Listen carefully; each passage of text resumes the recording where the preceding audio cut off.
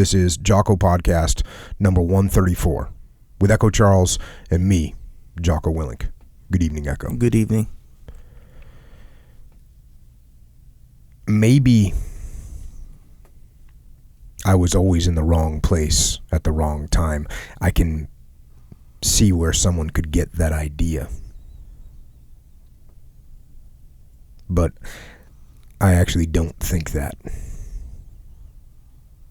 I don't think that at all. It's in fact quite the opposite. Now, looking back, of course, there were some tough times. There were some awful times. I'd even go so far as to say there were some wretched times. There were nights filled with discomfort and stress and fear, and there was pressure. And sometimes that pressure was so great that I thought my mind just might fracture and break apart. But fortunately, I could tell you that I didn't break. There were times when I saw the cracks. I saw the cracks starting to split open, and I had to work hard to keep it together.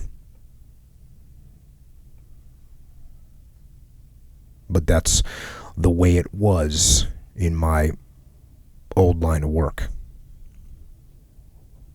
My old line of work had some definite downsides.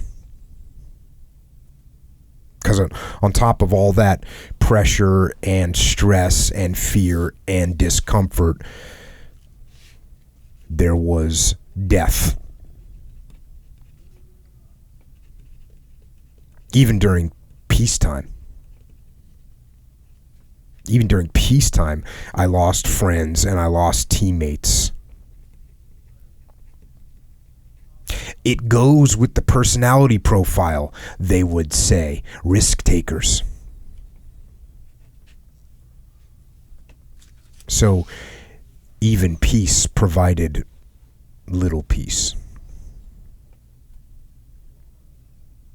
And then once the war started, it just escalated. Not just for me, not by any stretch whatsoever. Every military member has dealt with death in some way over the past 17 years of war. Some more than others. There have also been life-changing wounds, of which I was spared. I was lucky. But many others were not so lucky. Because the bombs and the bullets and the IEDs and the mortars and the rockets, they do not care who you are at all.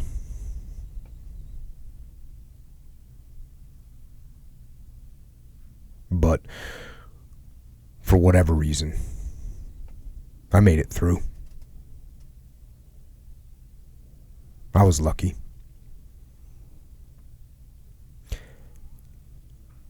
And now my life goes on. And maybe I'm a little more paranoid than the next person, and maybe I don't always sleep that well, and maybe there's times when some thought or some memory catches me off guard and I end up reliving a moment from the past that I wish I could change.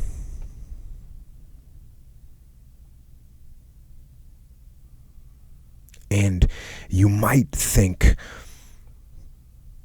wouldn't I just want to change it all? When I want to go back and erase all that pain and replace it with relief and replace it with ease and with comfort.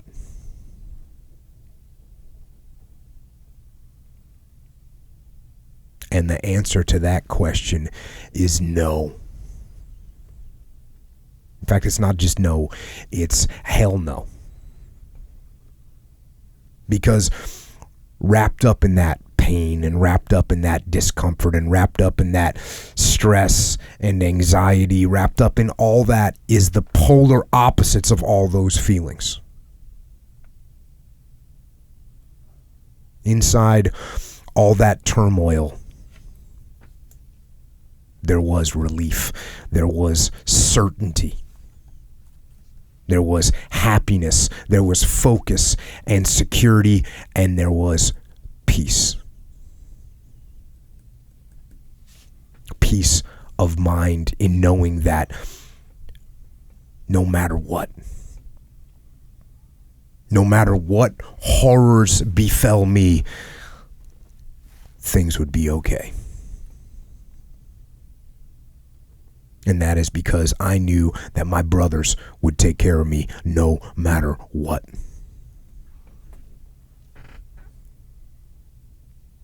You see, my old job allowed me to work with some of the best guys in the world.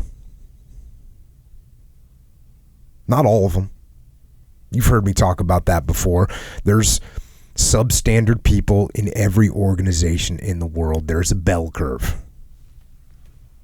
And the bottom of the bell curve is filled with the same deficient people you'll find anywhere.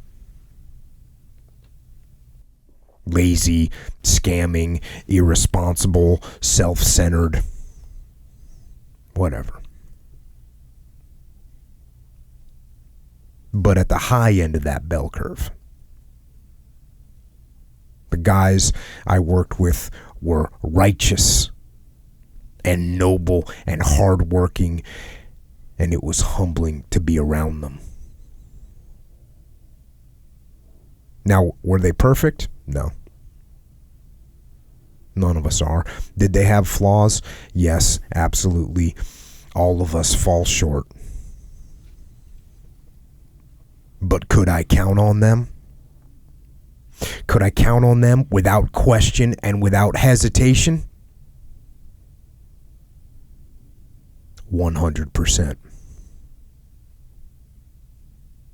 Through all the horror and the fear and the pressure, there were always some guys that I knew without a shred of doubt would stand beside me and hold the line no matter what. They would never let me down. Ever.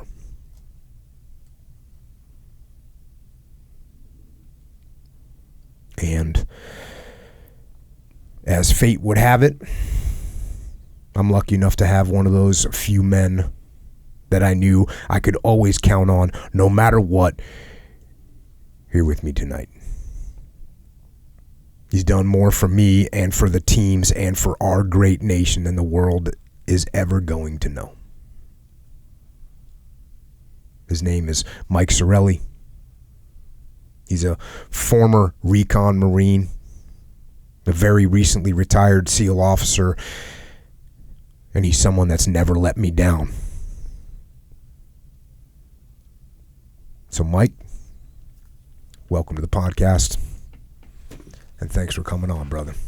Hey, Jocko, happy to be here, and Echo, thank you for having me. So, you retired how long ago? March 1st. March 1st. And so no one knows anything about you, which is the way it is. And so let's get to know a little bit about you, starting with the beginning. Let's start in NorCal. NorCal. That's where you were born, right? In NorCal, Palo Alto, California, just about 30 minutes south of San Francisco. Entire family born and raised in San Francisco. They're all still back there, except for my brother, Whitefish, Montana. But you know what? Nothing to really lack in terms of growing up. Had a great family. Sometimes I describe growing up in the Sarraille household as being in 1960s, 1950s Germany, Berlin, except I was on the wrong side of the wall.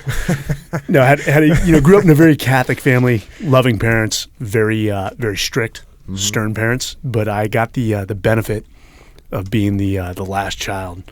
And by that, that point, I have an older brother and sister. They'd worn down your parents a little bit. They'd worn down my parents a little bit, and so I got away with bloody murder to a point. But standard, upbringing of a SEAL. I had my share of trouble that I caused, and that's probably why I went the path that I went. At what point did you realize that you were going to go in the military? So, I can't, pinpoint a specific moment, but everything was driving me that way. I did have a grandfather that was first of the 501st. Oh, wow. In World War II. Actually, he had trained with Patton out in the lake National Training Center. Yes. So they actually trained at the lake. Oh, okay. Near Nyland. Oh, okay. Salton Sea. Salton Sea. And so he had actually hit the very early part of Africa, and then came back to the States, went airborne, and he was a quartermaster for the first of the 501st. Nonetheless, he still went through airborne training. He would jump in with them. Mm-hmm. And so he was actually a third day of Normandy drop. Dang. And then fought in the Battle of the Bulge in the Black Forest. And so that humble confidence that he never spoke about. And so my mom would naturally tell me stories. Mm-hmm. And it wasn't until I became a Marine that he actually, really revealed a lot of the stories from World War II. And then, as he got older, it was the same stories. But I would sit there and listen for the 15th time as if it was the first time I was, hearing it out of respect. It's interesting. I was talking to Dave Burke once again today. Good deal, Dave. Good deal, Dave. We were talking about reading about face. And I was saying, hey, when you read about the older I got, the more it meant to me. And there's a quote that from Musashi that I talked about on the podcast, which is, it's something like this, and I'm not going to get it perfectly right, but it's something like this. When you know the way, then you see the way in all things. So About Face is not a leadership book at all. But when you read it and you are thinking about leadership, it's just all about leadership. It's 100% about leadership. But it reminds me of what you're saying. Like when you're a kid and you don't know the way yet, and your grandfather could be telling you these stories, and it sounds kind of cool or whatever. But compared to when you actually know and understand war, it's just a totally different story. And as a matter of fact, speaking of that, when you were running the JOTC course, I came in and I was going to do like the brief that I would do to the JOTC course. And you were there. It was like the 10th time you were going to watch it. And I was like, hey, are you going to hang out and watch this, or are you just going to leave and go do like work out or something? And you're like, no, I'm going to stick around. And I was like, well, why for what? And you're like, I learn something new every time. I was like, dang. So that's pretty, definitely when you get older, you can appreciate some of these things from when you know the way. Well, let's look at extreme ownership. I mean, this is why you hear people that are like, hey, I'm reading it for the 7th time. Yeah. Because they will get 10 new things, or their perspective has changed. That's the big, and they learn it. That's the part that I didn't account for. And I don't know who told me this. Somebody told me this, like, it was someone that had come to multiple musters. And I said, well, how'd you like this one? And all the musters are a little bit different, but the first 3 were not that different. The first 3 were the same, almost the same. And someone said, well, it's only been a year, but my perspective is totally different now because I've been promoted one time and I got different situations going on. So I'm seeing it differently. So that's another thing that happens as you get, again, older. Mm-hmm. So back to you, how did you pick the Marine Corps? Or did the Marine Corps pick you? So a little bit of both, out of options. No, hey, so, standard, again, high school sports, loved running, loved wrestling. The grades, not so much. It wasn't for a lack of aptitude. Yeah. It was a lack of complete effort. Yeah. And so, loved to party. Mm-hmm. If it didn't have to do with parties or girls, I wasn't involved. Yeah. And so I actually was the only one in my high school class not to graduate. Yes. And so you got that going for you. Which is my mom is a little Italian woman, and she really is the rock of the family. And you have to know how to play her. My dad is just the disciplinarian. Yeah. You feared him. You just feared him. Bottom line. But my mom was a nurturer and a disciplinarian. You just had to play both sides because once you put her onto the disciplinary side, you just had no safe house whatsoever anywhere in the Sarraille household. So they did. My dad had served in Vietnam in the reserves. He did not have to go to Vietnam because he had a very unique skill. He was very good at football. And back in the day, he was stationed at Fort Polk, Louisiana. He got assigned to the football team, and that's what he did in the Army. But very different Army. Wasn't a fan of the military. Just we were different in those regards, but we're very much alike.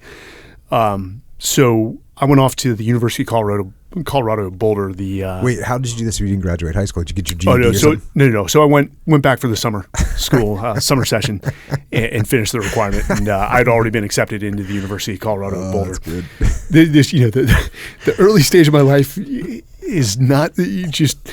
Parents can't say there's a whole lot of pride there from the end of high school until about the first year of college. So I did not pick up a ROTC and Naval ROTC scholarship at Boulder, but you can enroll as a volunteer in hopes of picking up a scholarship.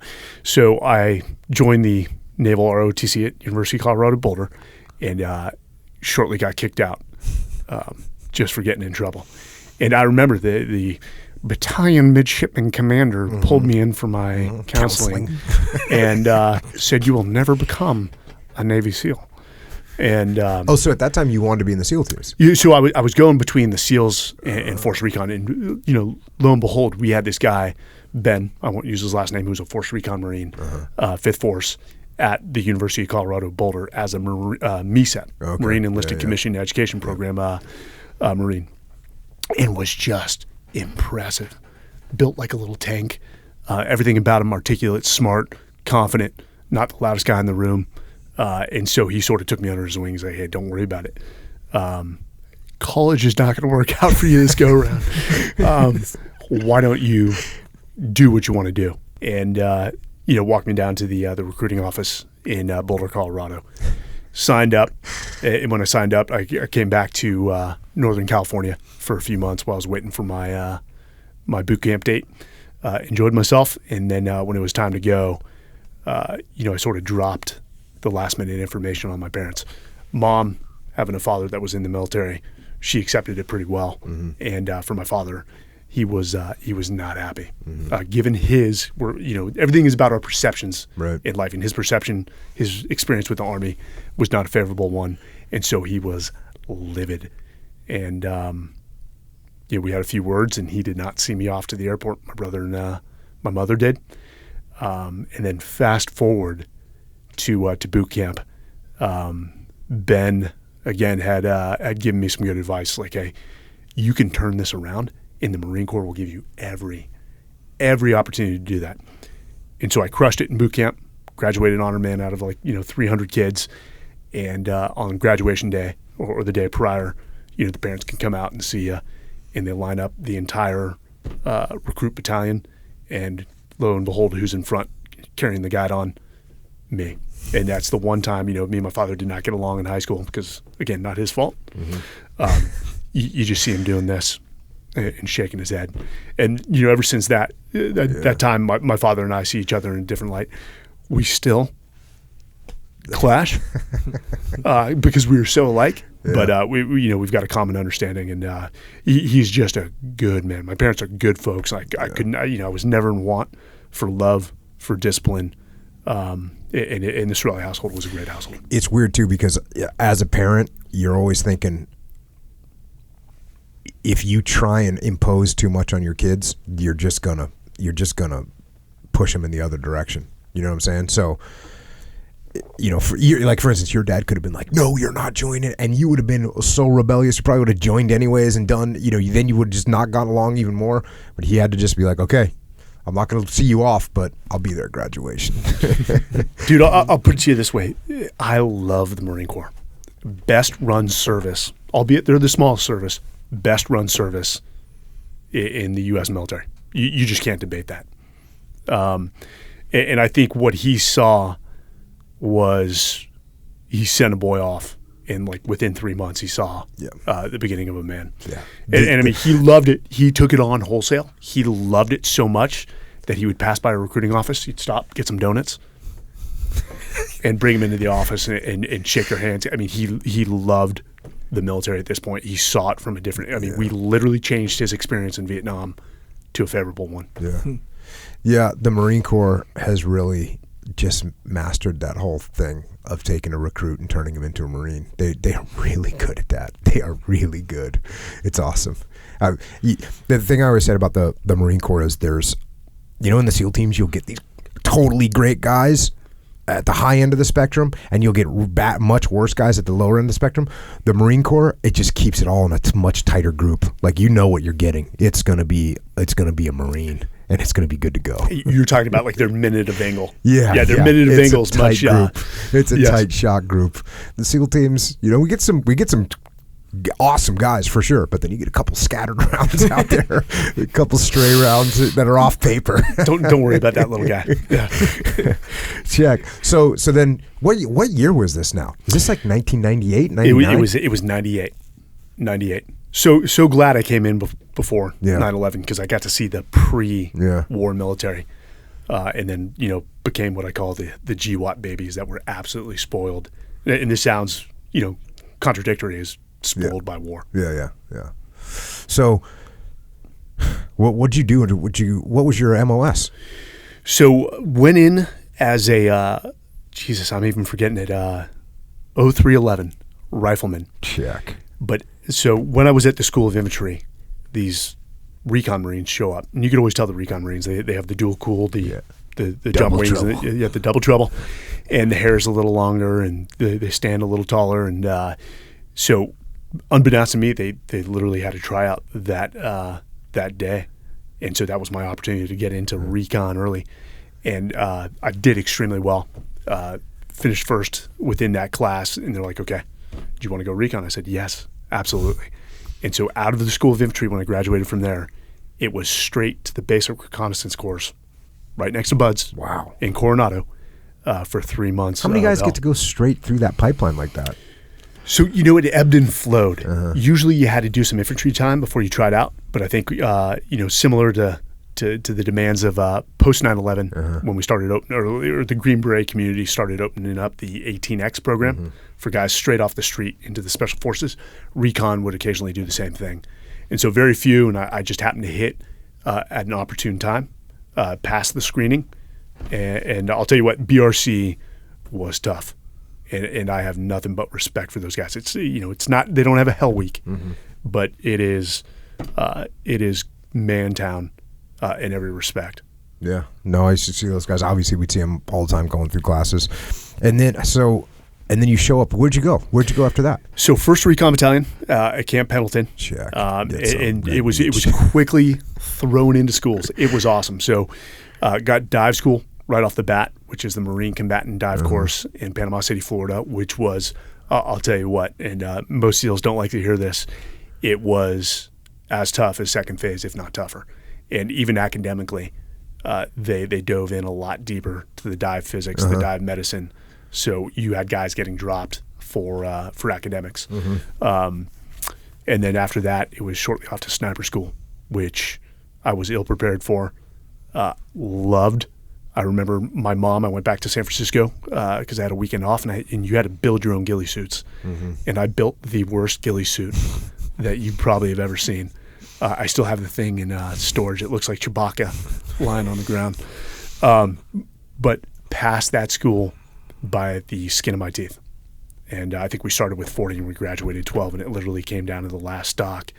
And a guy named Brian from Idaho, who had been with a stay platoon in the Marine Corps, which is more or less a sniper platoon, and literally helped me get in my last position and sacrificed himself because he didn't need to score a perfect score on that run, and passed.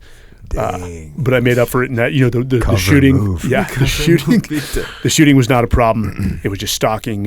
Since I had no real preparatory work going in, and those guys had, it was tough. How was your patience level during stalking? Was it good? It was, it was decent. The problem was we went to sniper school in January in California, which is cold. Yeah. And so we were out there all the time, sometimes rain. And so, the patience was fine. It was just the pain of sitting there, which you had to contend with. And then did you go on deployment? No. So did a entire workup and actually shifted over to another platoon because I was at 1st Recon Battalion, and it was a company at the time, and we turned into a battalion when I was there. So I transferred from 7th Platoon to a new platoon and continued a workup, and had a great officer pulled me aside and he's like, "Hey man, I want to put you in for the MESEP program," which again is the Marine Enlisted Commissioning Education Program. For the listeners, that's where they send an active duty Marine, usually a corporal, sergeant, or staff sergeant, to go back and get their college degree on the Marine Corps dime and then come back as an officer. It's because you've shown some promise. What I say is I'd only been in 2 alcohol-related incidents in the Marine Corps, and so they said, "Hey, you're officer material." You were a front runner. I'm joking. But so the officer put me in. I filled out the package and got selected as a corporal very early in my career. And so when they asked me where I wanted to go to the University of Texas. Did not get in because let's track back. They looked at high your school records. They were like, no. And so, believe it or not, I had been to a wedding in Austin, one of my recon buddies, and loved the town. And the same guy looked at me. He's like, "Hey, man, why don't you try Texas A&M?" He's like, it's like the next best thing. It's only about an hour and a half outside of Austin. I'm like, okay, all right. And, of course, I'm a corporal at the time. I don't have the money to go visit Texas A&M. Internet was not exactly booming at that time. And so I just submitted an application. Actually, some Marines that were there called me, and they made it sound like a great place. And so when I went out there, drove out there with my 3 boxes of household goods, and it is just a country town with 50,000 college students. And it was a great opportunity, but College Station was not for me.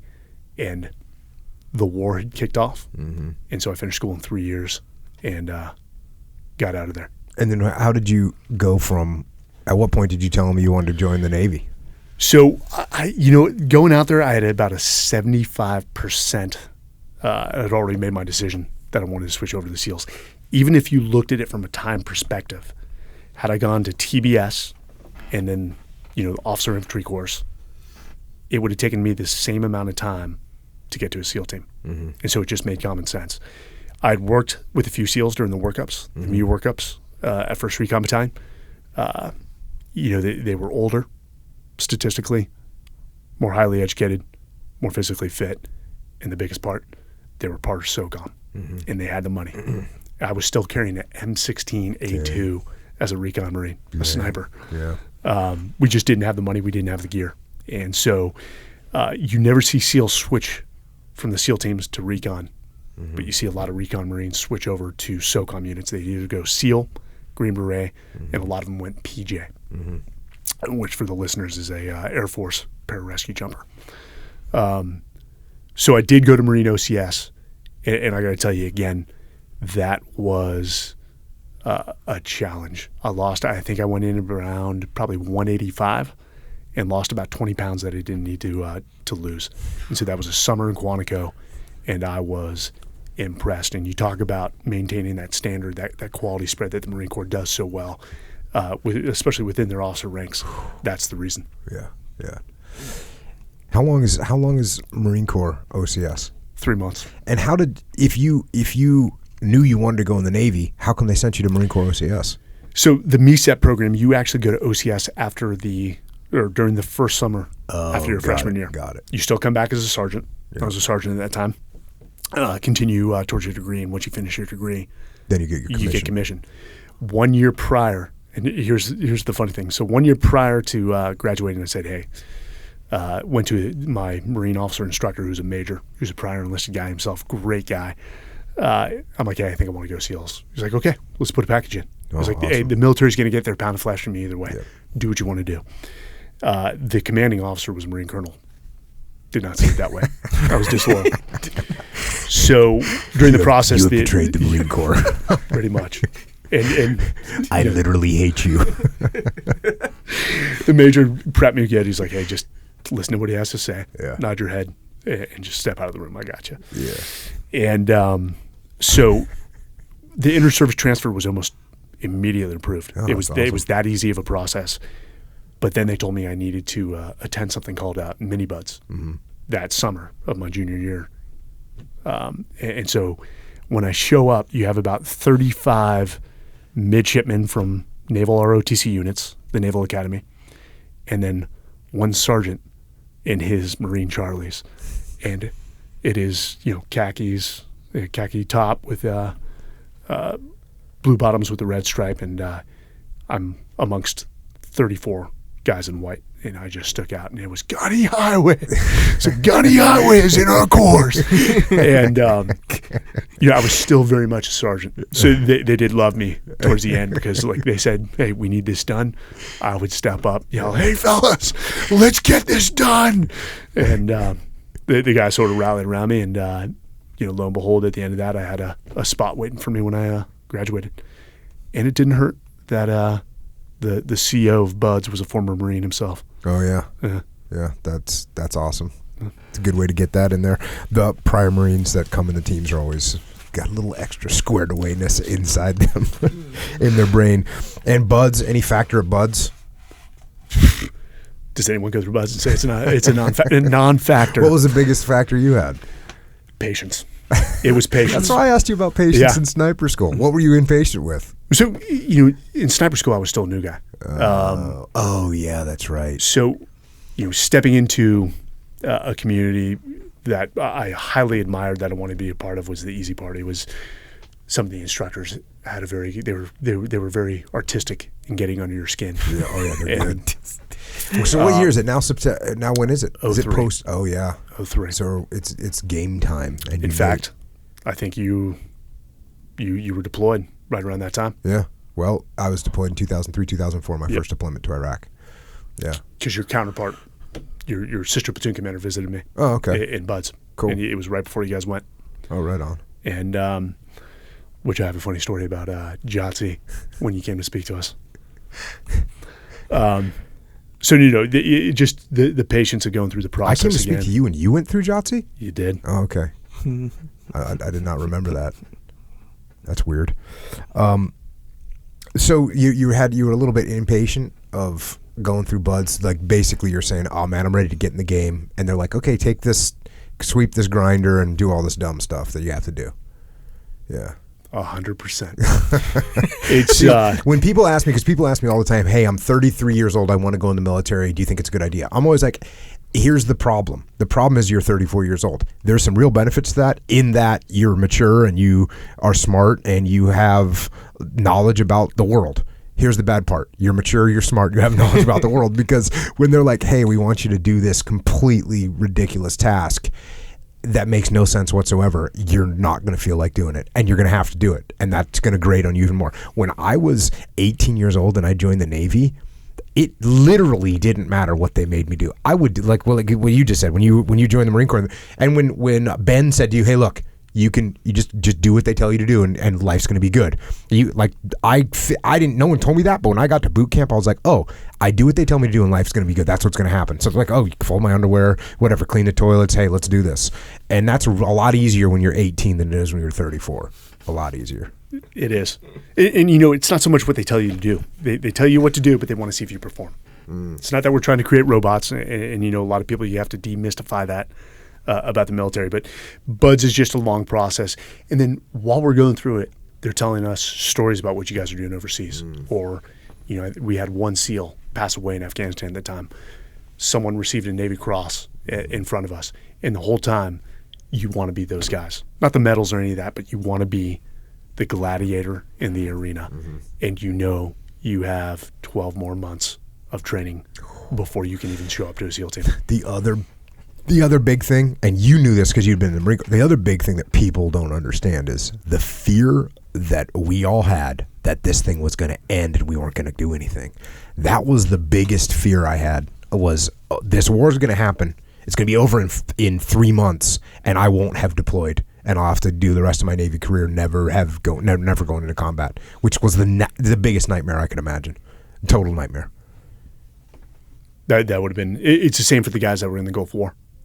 You know, that certain platoons got to go over there, yeah, and they sat behind thinking that they were going to backfill them, and the war was going to be a long war, and then it's over in 6 days? Yeah, I had a Master Chief friend that was on the last plane the last platoon going to Vietnam, and the plane got shut down and they didn't go.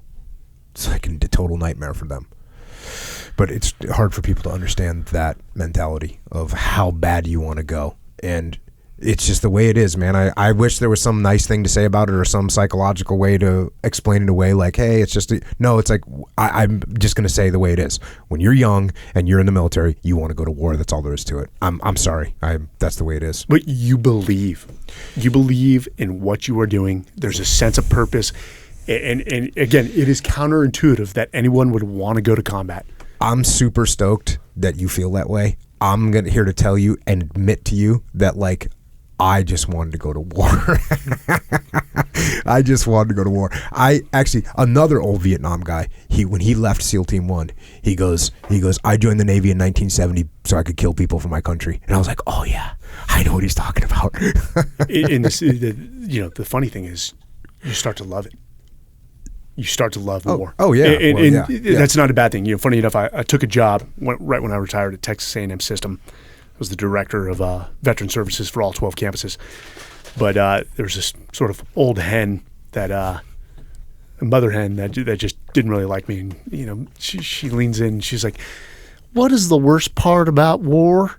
And I look at her and say, that it has to end, and just walked right off. You could hear it's the classic line that they got right in Apocalypse Now, is when Colonel Kilgore's like, he's distraught. He's talking about napalm in the morning, and that smell, that gasoline smell, the whole hill smelled like victory.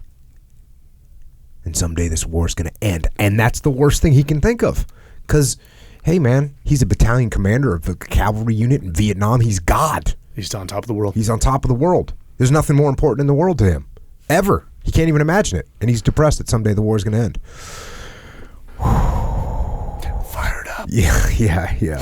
So where were we? So you get done with Buds. Buds, the biggest thing people always ask about the physical part of Buds. You're in good shape, no factor. Yeah. Yes. Is it physically exhausting? Of course. Yeah, what do you want me to say? You get tired. Yeah. But you know what it is also is it's an opportunity to actually start cementing your reputation. Yeah. And again, I was very much still a sergeant, and the instructors loved me because I would rally the boys. Even what I like to call a healthy appetite. Or healthy disrespect for authority is to get the guys fired up against them a little bit. Yeah, for sure. And they get paid a little bit. You see them smirking and be like, all right, it's worth the price. Yeah. So, and again, got the fire in the gut. The boys love me. Dang. They rallied around me. You're an officer? You got the fire in the gut? Yeah. I haven't heard that too much. Have you heard that too much? I don't know. I haven't heard that too much. A caveat, or what is it called? I don't forget what it's called, but I had one of my buddies text me the day, oh, you're making it sound like Buds is super easy. It's not easy. And I was like, no. Let me correct myself. I'm not saying Buds is easy. Like you said, Buds is hard. It's physically hard. The hardest thing to me, I think, physically, is that it goes on day after day after day after day after day. And so when you're doing a 4-mile timed run, which should be pretty easy because in first phase, you've got 32 minutes to do that. That's a slow pace. Even for a grown man, that's a slow pace. Even for a big guy, that's a slow pace. But when you've done 8,000 8-count bodybuilders the day before, and then you got up at 3 a.m. and you did 8 million flutter kicks, and then you go out and get on the beach and you do a timed run in soft sand with boots on, it's not easy. And that's what trips people up, I think, the grind. The one thing too for me that was a driver is there was no way that I was going to disrespect the Marine reconnaissance community. No way. There are some warriors I mean, there's a lot of warriors within that community, and so that was always over my head. No way was I going to ring that bell. That would just be a complete, complete utter lack of respect for the community I came from. The quitting in buds is really hard to understand, and I had like a midlife crisis several months ago because some people that I knew about and that I talked to had quit, and like I didn't get it, and there's been guys from the Marine Corps that have gone through that I've been like, oh, that's awesome, and then they quit, and you're thinking to yourself, how does this even happen? So I'm 100% on board with the thought that no one knows who's going to make it through. No one knows. Like, you can't say this guy's going to make it, he's a stud, or this person's not going to make it because they're weak. You literally don't know. Now, could I bat 60%, maybe 70%? Maybe. But there's no way you could make a sure thing. There's not one person in the world that you could say, this guy is going to make it through buds 100%. There's no person in the world you can say that about, that I know of. The most humbling lesson I learned in buds, and you're going to find this funny, was I went through buds with a guy named Ryan Job. Sound familiar? Mm-hmm. And again, remember, I was a really fired up Marine sergeant that just pinned on bars. And from judging a book by its cover, you look at Ryan, you're like, you're not going to make it. Everything was sloppy about him. Mm-hmm. And I even told him at one point, I'm like, hey, man, you're not going to make it. You should quit now. And just to watch him, and the instructors zeroed in on him, and the kid had no quit. Mm-hmm. And even at the end of Hell Week, having been beat more than anyone in that class, the instructors actually pulled him aside and they said, hey, you're good to go. Like, we've thrown everything at you in the kitchen sink, and you stood strong. You're going to be a great SEAL. And I watched that, and I'm like, oh, man. Yep. Who am I to judge who's going to make it and who's not? And that was a life lesson I still remember. It wasn't until Ramadi that I apologized to Ryan. He sort of giggled, and he's like, yeah, I know. He's like, you all thought I wasn't going to make it. Yeah, like you said, though, zero quit. Yeah. Zero quit. No. And doesn't matter what you do to me, I'm going to be right here. So then you get done with buds. So I came and talked to your JOTC class. What did I talk to you guys about? So you and your task unit commander came and talked about the deployment as a whole. Okay, awesome. But there's a narrow, it's on the second deck, the classroom for junior officer training course, which I eventually took over for Leif later on. There's a narrow passageway, and this task unit commander for Jocko, and Jocko coming off his platoon commander tour, had this, we're standing like this, and they created a little lane. And as each of us walked through, Jocko would lean in and basically make you shimmy through, and you're like, what the hell is up with this guy? Yeah. Right off the bat, we're like, about right, this guy is an a-hole. Like, screw this guy. Now you want us to listen to you? And I mean, naturally, hey, he's a physically intimidating dude, but like, you really, like, screw that guy, man. I don't remember that at all. I'm sorry, bro. I always had fun with new guys, though. It didn't stop there, and we'll get to the next encounter. And then you showed up. You went right to did you go right to Team 3 after that? I did. Showed up in November of 2004, and there was 3 slots open for JOs immediately, and they went to all Naval Academy guys. I got stuck in ops, working with a great guy. Right on. That we both know. Yeah. And I absolutely looked out for me, and so sent me to free fall right away. And then when I finished that up, he's like, hey, do you want to go join the boys overseas? Because Team 3 was deployed at the time. I'm like, yeah. So was, shortly after December, found myself on a plane and arrived in Baghdad and balling. I was finally in the game. Yeah. I was there. That's half the battle. Yeah. And I loved it. Yeah. And then what were you doing? Just tagging along with the boys? So, yes. Or did they give you some strange job description, but it just meant hang out and wait to go on office? So working in the JOC, naturally as an assistant operations officer. But there was another SEAL team that was there. Remember, they were dual deployed alongside SEAL Team 3. And fell in with the platoon commander quickly. And he's like, hey, jump on the Humvees. You're a 50 cal gunner. Yep. When we go out, just watch us do our thing. set up a cordon with the vehicles and slowly learn. And so every time they would go out, I would jump in the Humvee as a 50 cal gunner, and I was in heaven. Yeah, I was in absolute heaven. Doesn't get any better. You're just freaking stoked. Yeah, and then you came back, so you come home from that deployment, and then you get put into. Did you get a platoon the next time, or did you get stuck being ops again in that task unit? So I got stuck. This is like good deals for good SEALs. Yeah, I got stuck as TU Charlie OPSO. Oh, get some. And so again, the other slots were full. I'd have to wait for an AOIC. It would mean I still get to deploy. It's a double benefit when you look at it at the end of the day. Yeah. I actually get 2 deployments.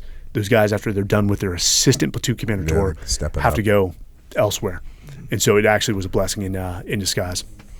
And then, okay, so you're in that task unit, and interestingly, that task unit is in the book Extreme Ownership in a very short passage, and I was looking at it to think about what we said about it. But there was a task unit at SEAL Team 3 at the time, and the task unit commander and one of the platoon commanders, they didn't get along. They had issues with each other, and they couldn't put it aside. They just couldn't put it aside. And even the commanding officer, again, this is in the book, and the commanding officer said, hey, look, I'll tell you what, I know you two have issues, because they had both come to him separately, and I'm probably screwing up the story, but it was something like this. They both came to him and said, hey, look, I can't work with this guy. And the other guy says, I can't work with this guy. And he brings them together and says, look, it's Friday. By Monday, come in here and tell me how you two are going to work together. Understand? And they're like, yeah, I got it, sir. They come in Monday, and what do they say? I can't work with him. I can't work with him. And he goes, okay, you guys can't work together. Guess what? You're fired. And he fired both of them, which was a great move, actually. I think it was a good move. You know, if you've got two people that can't figure out how to work together under the threat of being fired from your job, that's a real problem, especially if you can't substantiate it. I mean, if you can't go in there and say, listen, here's the reasons why I can't work with this guy. It's this, this, and this, because obviously they had the opportunity to do that. And there's situations where you could say, look, I can't work with this guy. He's immoral, or he's unethical, or he treats everyone horribly, and I can't sit there and watch this happen. Like, there's reasonable arguments that you could make where you literally can't work with someone. But when you can't even substantiate an argument as to why you can't work with someone, and then you get told, okay, I get it, and I don't hear any real reasons, so you two go figure it out, and you come back and say, no, it's not happening. It seems to me like a good move is, okay, neither one of these guys I trust to go overseas and form relationships with other military units and foreign military units and do their job properly, and he fired them both. You somehow, they said, okay, you know what, collateral damage, we're going to take Sarraille and we're going to move him into Task Unit Bruiser. That's what they did. And I was stoked because I wanted more people always, you know, because you get another 50 cal gunner, you get another officer, you get another shooter, it's another person. It's awesome. And I was stoked to have you coming on board. And there was like a little bit of, there was drama because, you know, inside Bruiser, it was like no drama. Like we don't play drama. Like we solve problems, we keep our mouths shut, we do what we're supposed to do. If we got problems, we figure them out, we straighten them out, and we move on. And we could see all this drama unfolding in that other task unit, which is not cool. I mean, you don't like seeing that at a SEAL team. You want the whole SEAL team to be kick-ass. And so you see a task unit that's in turmoil. It's like not fun to watch, especially because I basically knew every player in there. I knew every one of those guys.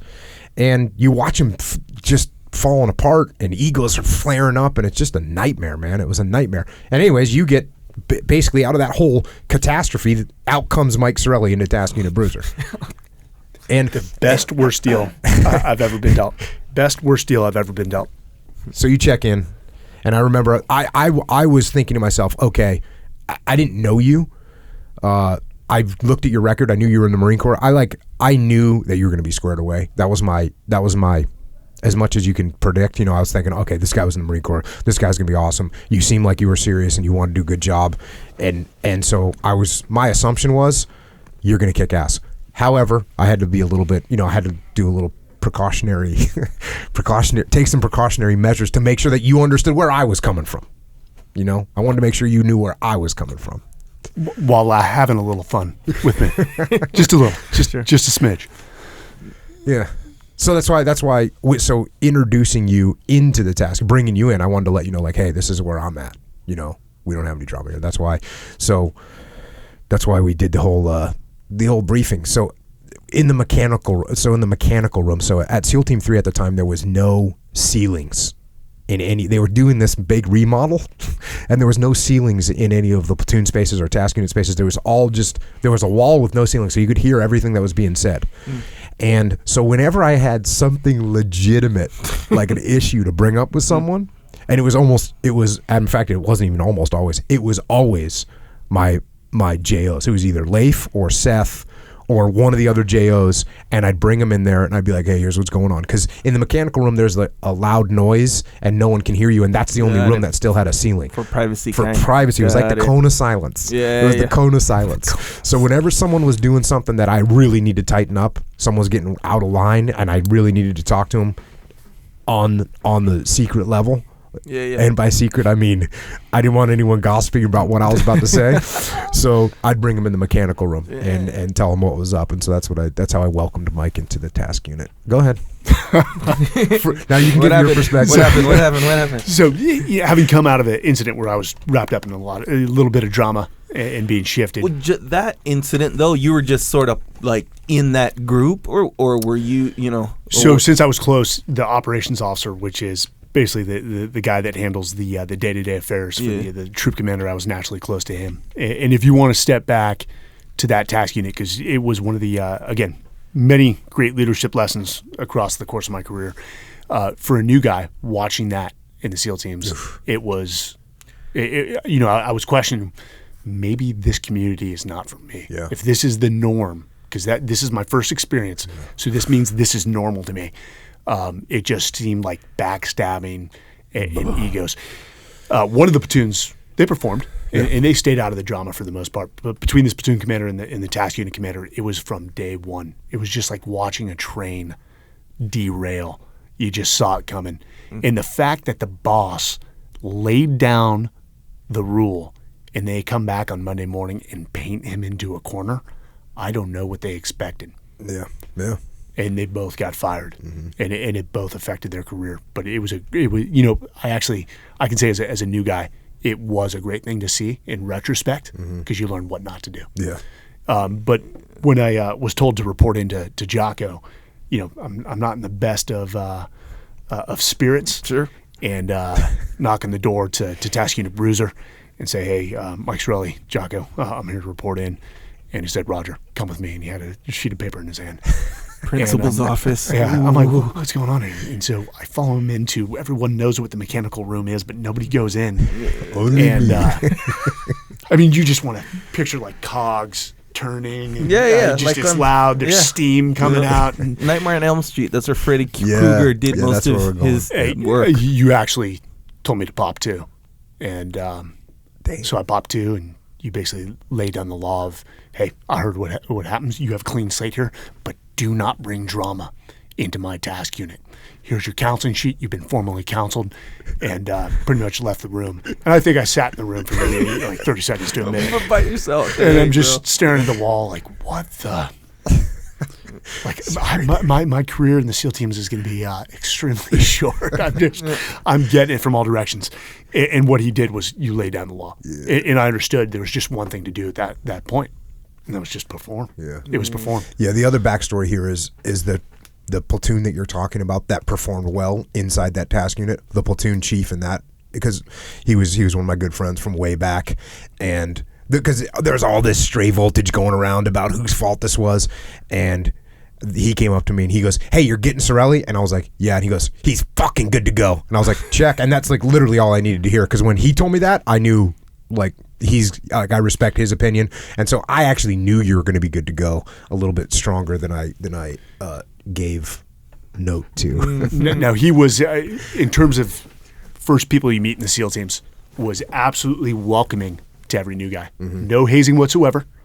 You can perform as a new guy. You're a part of this platoon. You have a voice. And once he found out, because he's a sniper, I was a sniper in the Marine Corps. He's like, go. Hey, I'm making a call to the Army right now. Go check out a suite of guns. And I was shocked. And, I trained up as a sniper, as an officer for the entire workup. And it was because of that one guy who welcomed me with open arms. And despite his long history in the teams, I mean, no ego whatsoever. He's humble, awesome guy. So you giving him that paper, the formal counseling, that's like isn't that something you normally do if you get in trouble, so I'm officially scolding you or reprimand? So you just did it to make a straight up impression, like, hey, you're in trouble. And by the way, I probably wrote in my entire naval career less than 5. I might have written 3, maybe. So he didn't even do anything. Yeah, I know. I know. I had to give one to Leif one time. Like Leif did something, and the XO was like, "You need to write him up," and I was like, "Oh, definitely, sir." And so I wrote him up, and I shredded it later or whatever. You know, it's like not. But there's a very few times that I actually did that. But again, we were getting you late. It was pretty late. We were going on deployment soon, and so I was like, okay, let's get some. You got to set the expectations out there at the front. You know, that we're not playing around. And then we go on deployment. We go to Ramadi. We guess before we did that, we did Surdex and all that kind of the last little bit of training, and then we went on deployment to Ramadi. No, I did not. I joined you after Surdex. I literally joined you 3 weeks before we deployed. Good God. So I was that fresh to task unit bruiser. No relationships with a few guys that I had gone to buds with. Actually, so remember, Mark Lee and I transferred over at the same time. Yeah. That was after Surdex? Wow. Are you sure? Mark might have been before. I was after. Okay. Yeah, I think Mark was before. Yeah. Because that's right. Because everything fell apart in Surdex for you guys. But your Surdex was before ours. That's right. We'd come back from Panama. Yeah. That's when the proverbial shit hit the fan within that task unit. So then, Jay, we're getting ready to go to Ramadi, and what did you became? What did you become? Like, because I had a guy that was the task unit ops. Did I make you task unit assistant ops? Constantly demoted. That was the beginning of my SEAL career. I was the AOps, but quickly became the. Let me tell you something. This is a great point, because all that, like, basically, you know what that is? Really, it's like a test. Like, hey, I'm gonna write you up. Let's see what your attitude is. Your attitude is. You know what his attitude was like? Roger. I'm. No drama. Don't worry about it. Then it's like, okay, you're going to work for this other guy that's probably lower in rank than you, that has been in the military for a year, and you're going to work for him. How do you take that? And you know what Mike's attitude is like? Roger that. I'm here to work. Those things, like when those things happen, because people ask me that kind of question all the time. Well, someone else got promoted or someone else got this. It's like, what do? Oh, you work hard. That's exactly what you did. And it took a matter of days before I was thinking, okay, I'll give him a little bit more. I'll give him a little bit more. I'll give him a little bit more. And then very shortly thereafter, it's like, okay, guess what? You are ops now. Which it's not like this huge, great job, but it's pretty significant. Once we're on the ground in Ramadi, there's a lot of responsibility there. I had to count on you for a lot of stuff, and because you were freaking squared away, and we're like, okay, roger that. No attitude. No, never did you like. I gave you, and then we got overseas. I remember I gave you the worst job, which was I sent you to the TG, right? So the TG. For those of you that don't know too much about the military, there's a headquarters above the task unit, which is called, it's the SEAL team, but when you're on deployment, it's called the task group. And they have all kinds of administrative stuff that they got to handle.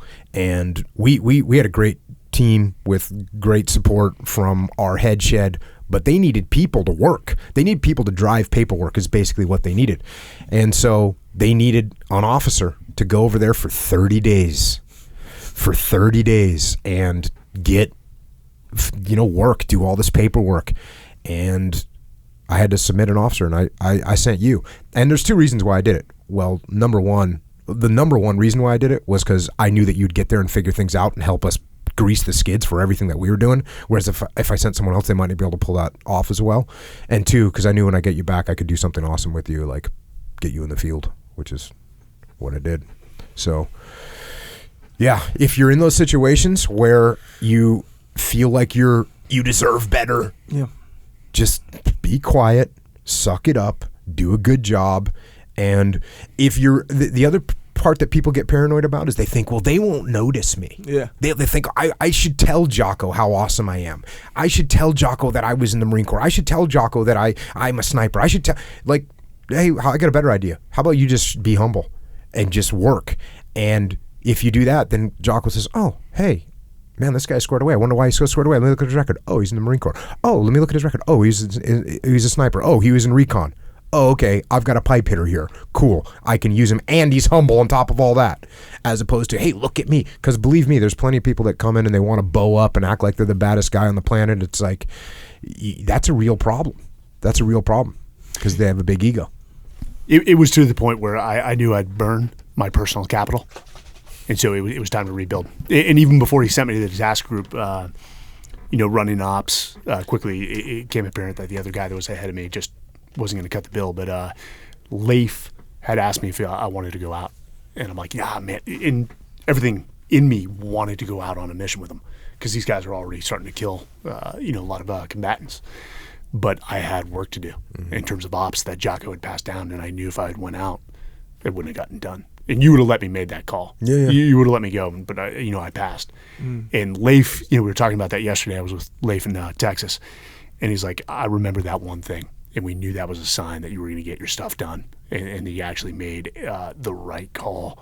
And he still brings that up today. You know what you were doing? You were looking out for the task unit instead of looking out for yourself. That's what that is. You were looking out for the task unit instead of looking out for yourself. You were taking care of what your actual job was instead of taking care of yourself. And that's, again, for everyone that's wondering like how to act, that's how you act. You take care of the team before you take care of yourself. You stay humble. You don't think that you deserve more than you're going to get. When you get handed a shit sandwich, take a bite, chew it, and put a smile on your face and ask for another one and make that one squared away too. And that's how you're going to get where you want to go, which for you eventually meant going to join Delta Platoon.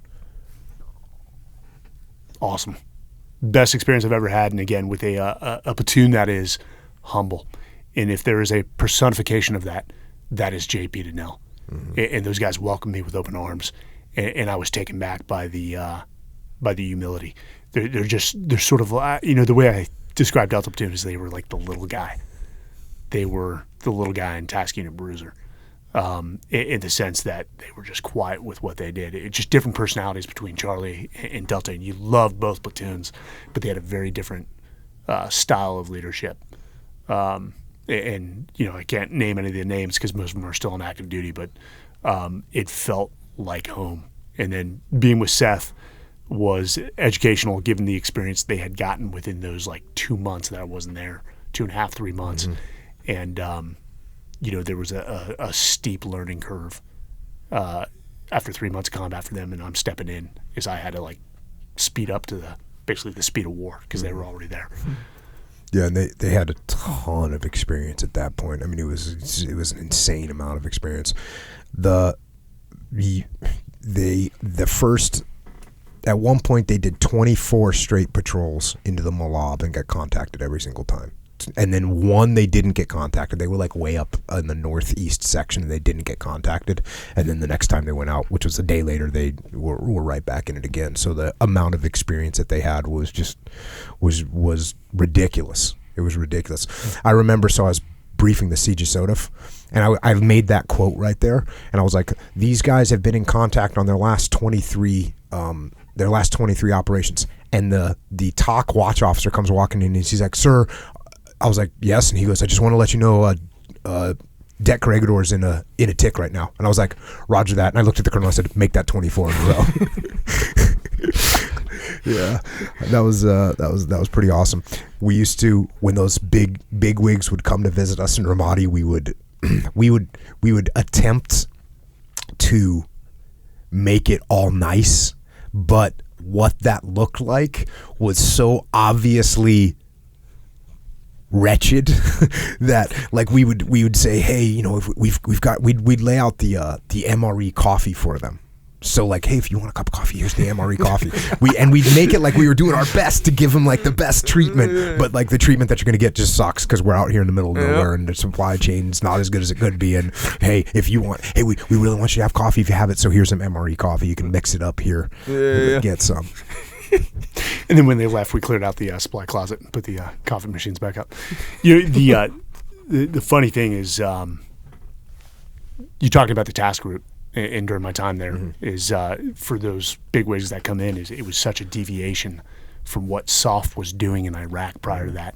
And I like to, use Colonel McFarland, who you need to have on this show as soon as I possible. He's retired now, Lieutenant General, former commander of the 1-1 Brigade Combat Team, is that he realized we weren't winning. We are not winning. And to continue operations as we have been doing is the wrong call, and things need to change. And even at the task group, loved the commander over us because it was a deviation from what every other SEAL team had done. You could see him struggling with whether it was the right call. And I remember a few times he called me in to ask my opinion about what was going on, but he wasn't really looking for an answer. He was using me just as a springboard for his own thought process. And so I would talk very little, and he would just sort of keep on talking. And he had a very solid sort of thought process along the lines of how he justified it. And ultimately, he looked out for you and the rest of the task units. Yeah, and they allowed us to look out for all the conventional forces that we were working with. Exactly. The 1-1 AD and the 1st, the 506 and the 137 and the 38 Marines and all those guys that were on the ground with us there, who we were able to help out as much as possible, only because we got clearance to do those operations, which, as you said, was outside the norm. Daytime operations, staying out in the city, supporting conventional forces, which freaks some people out. Like, why would you be supporting them? They should be supporting you. It's like, well, no, they've got 1,000 soldiers, and they're taking down a giant part of the city, and we can help protect them. So we are a supporting element, but it's going to have big impact. So it was awesome. So when you got out to Corregidor with the 1st of the 506. How awesome is 1st of the 506? Or how awesome is 1st of the 506? The 1st of the 506, from the top down, were hardcore warriors. Yeah. Some of the strongest leadership.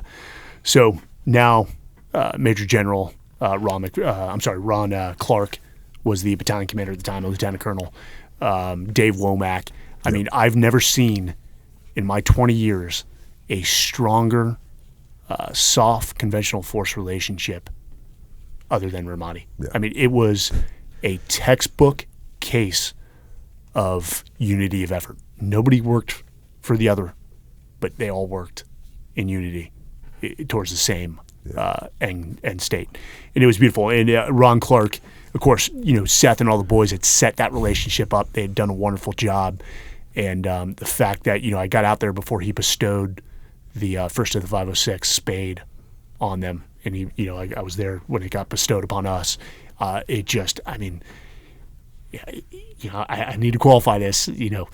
Getting the Trident was one of the biggest things, one of the biggest accomplishments of my life. But it was just like a different sense of pride that almost rates up there. That this badass lieutenant colonel that had been, in the suck for so long, bestowed a infamous, symbol on our shoulders and said, "Hey, you wear this in combat." And that was, there's very few words to describe how that felt. Yeah, that was, like you said, the relationship between everyone, between us, between everyone at the 1-1 AD. It was just freaking awesome. And I don't know if we'll ever be able to capture that and describe it.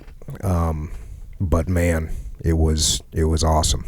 And what they did for us, we did whatever we could for them, and what they did for us, man, was just the sacrifices that they made and the effort that they put forth to support what we were doing.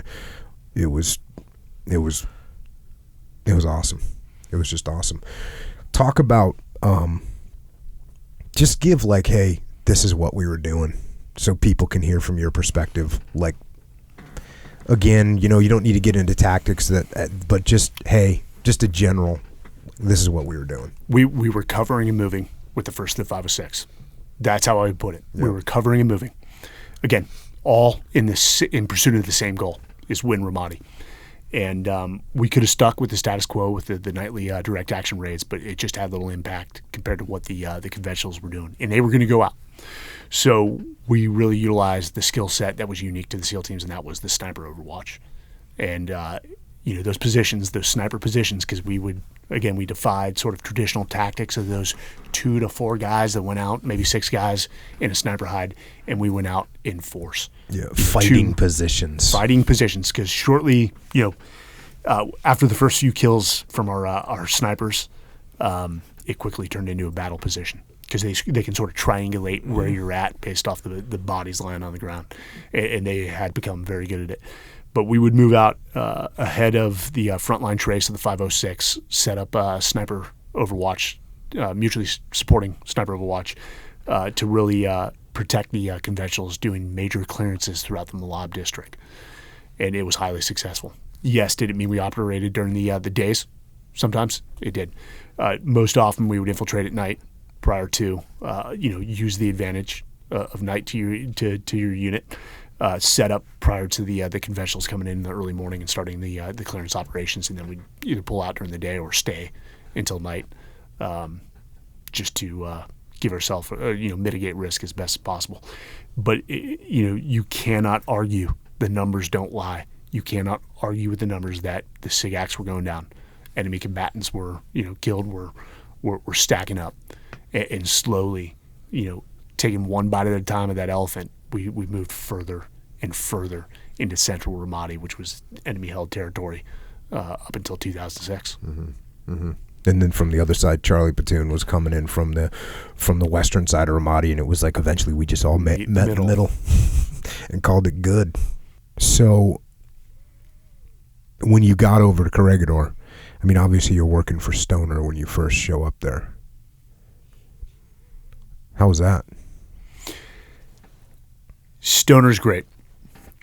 Stoner is a very, I don't know if the word eclectic is a good way to describe him. So for the audience, I mean, Seth Stone is a Naval Academy graduate, highly intelligent, and you knew it. The guy almost had a photographic memory.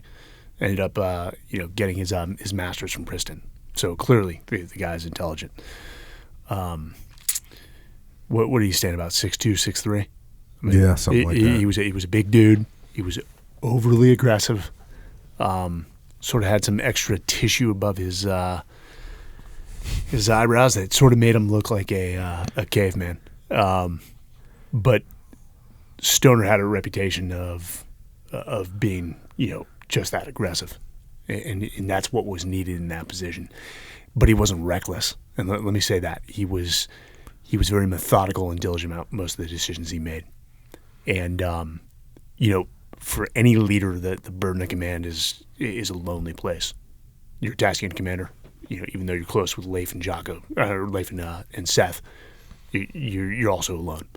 And for Seth out there all by himself, because Andrew had taken off, mm-hmm.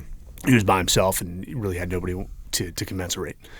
And so I think when I got out there, he was relieved to have an officer that was a little more aggressive, and confided in me. And so I went everywhere with Seth, every meeting for the first of the 506. I think he was, in a sense, relieved. One of my strengths, and it sucks to say this, was I was actually a very good planner. A very good planner. I took a lot of pride in the fact that I was a sniper, and so I could do a lot of analysis, mission analysis going in, mitigate risk, and then I was very good at knocking out the products, almost to my own demise, and I'll get to that. It's a funny story. But Seth knew he could rely on me for the little things to get that done, to clear the way for him to focus on the more strategic picture within the Battle of Ramadi. And so, because I respected him for what he had done up to that point, like very much in a sense as a young SEAL, I was trying to earn his respect as well. And I think I did that towards the end, as he knew he could rely on me. And I think quickly out in the field, I proved my worth. To remember, I'm an officer with a sniper rifle now, and so I'm finally in the game as well. But we grew extremely, extremely close to the point where he started to bounce matters off me, for my opinion, before he weighed in with some final decisions. And he became a brother, quite frankly. And when the deployment was over, led the way and making sure that he was sent off out of Delta Platoon in a fine fashion. We got him I'm forgetting the pistol, but it was a nice pistol. It was like a $2,000 pistol. And the boys were happy to chip in, so we made sure that we sent Seth off with as much love as he showed the boys. And let me finish, with Seth in that regard. He loved the guys. He would hold them accountable. By all means, he was close with the guys, but it did not get in the way of him making a decision a right decision. Not what was best for the guys, but what was right for the guys. And he would make those hard decisions. And he didn't mind being unpopular if he did. Yeah. At some point, I'll be talking a lot about him. Not now. So, now we're almost done with deployment. And you guys had a matter of, I don't know what to call it in terms of number of missions left. Might be 0, might be 1, might be 2. But it was almost time for everyone to start packing up and heading home. And that didn't mean that the 506 was going home because they weren't. Didn't mean the 11AD was going home because they weren't. Didn't mean that they were going to stop doing operations because they weren't. It didn't mean that the enemy wasn't going to stop trying to kill Americans.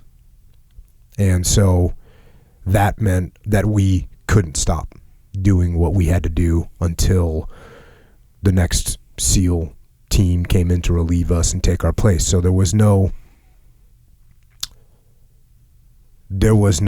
stopping. There was no stopping until it was time to go home, close as we were. And I remember consciously I said to myself, I'm not going to say, hey, this day we'll do our last mission.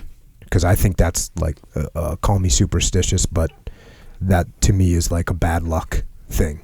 Like, hey, okay, guys, this is the last mission. And even in my own mind, I said, okay, well, we'll see how this one goes and if another mission comes up. And so I never said to myself, okay, this day or this something we're going to stop. And I just knew that at some point we'd have enough of the new group over, the new team would be here, and I could say, okay, you know what? We're good now and we're going home. And I didn't want to make that I didn't want to make that like a set date, or a set time or a set number of missions. I just said, when we're ready to be relieved, we'll stop. And we'll just stop and we'll pack up, because I don't want guys out in the field thinking, hey, if I can just make it through this, because that's bad. Or I don't want guys in the field thinking, this is the last one I got to do, and I don't want that on anyone's mind, not even mine. And so I even tricked myself and just said, okay, we're going to keep going until we've got enough strength from the other team, and then we'll just stop that when that day comes.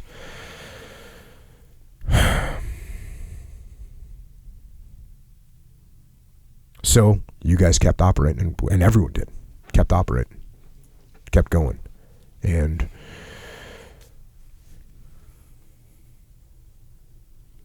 it was still, despite the significant impact there had been on the enemy was still bringing it. And they were starting to get a little bit more desperate. And because we had really shut down a lot of their movement, so they were starting to really try and strike back significantly when they could. So basically, almost every time that we went out into Ramadi, it was on at this point. So September 29th, 2006. You guys were doing another operation in support of the 1st, the 506th. Operation Kentucky Jumper in the heart of the Moab district, right by the stadium. And we had inserted the night before. Again, in an area we had operated multiple times before. We knew it like the back of our hand. We had taken multiple positions in that area. And on this specific one, we had taken a very dominant building. And when I say dominant, in terms of height of eye, we had the height over any other building. And we were as diligent and methodical as we were with any other mission. And shortly after sunrise, we were engaged with the enemy. First of the 506 had come in to clear several sectors of the Moab district. And I think by noon, myself and another SEAL sniper had eliminated 4 guys. And, 2 had sort of laid down to get some rest because we'd been up for close to 24 hours. And Mikey and I were holding security. And Mikey actually jumped on my sniper rifle to get some gun time. And there was a SEAL to his left 3 feet, and I was 3 feet to his right. And of course, one of the things as a young guy, and I realize now, is I just always pushed to the edge. And sometimes to take care of the guys, you have to take care of yourself. And I just didn't learn that early on. So I'd always try to stay awake, and I'd try to sleep as little as possible because I thought I had to be there, in case they needed me to make a decision. In reality, they didn't need me there to make a decision. They had it, and I was very replaceable. But when you're young, you don't always realize that. And so I was in and out of sleep, bobbing, sitting on the ground. Mikey was sitting in a chair, and Mikey and I were in conversation, basically about going home because we knew that was one of the last missions.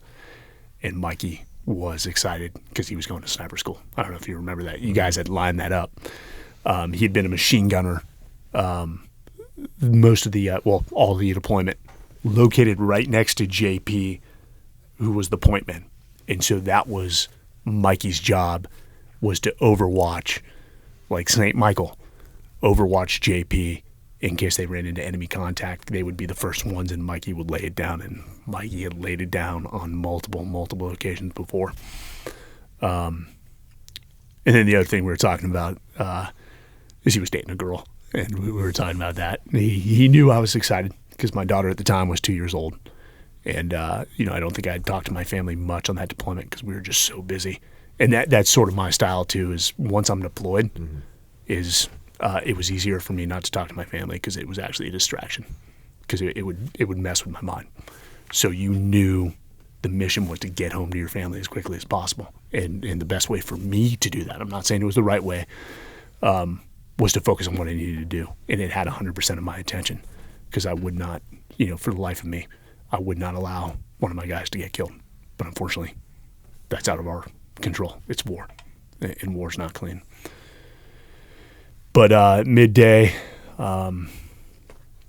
contact had died down. There was still movement out there. But during the conversation, a grenade had come over the roof. And again, I was in and out of sleep. But what really sort of snapped me to, and heart was racing right away, was Mikey snapped up. Remember, he was in a seat. The grenade had come over the roof and hit him in the chest. And bounced on the ground right in front of him. And now there's a lot of accounts out there that are wrong. I saw some other SEAL speaking to a crowd about this. That there was a entrance to the rooftop, that stairwell that would go down in the main building, and that wasn't true. We were actually like 15 meters from that stairwell at the very edge of the roof, closest to the street. When Mikey had the greatest chance of getting it away, is that all he had to do was dive in the other direction. And he'd most likely take a little shrapnel to the bottom of the feet into the calves, but he would have gone home. And the thing that amazes me is, I'm not the dullest tool in the shed, nor am I the sharpest, but the cognitive ability to assess what just had happened and the potential outcomes, that if he chose self-preservation, which is not a wrong call, that the SEAL to his left and myself would have just eaten the grenade in the face completely, just done. And the other SEAL to his left had kids as well. And, you play this over in your head, and trust me, I play it every day. And the first thing I think about when I wake up is Mikey and my kids, and the last thing I think about when I go to sleep is Mikey and my kids.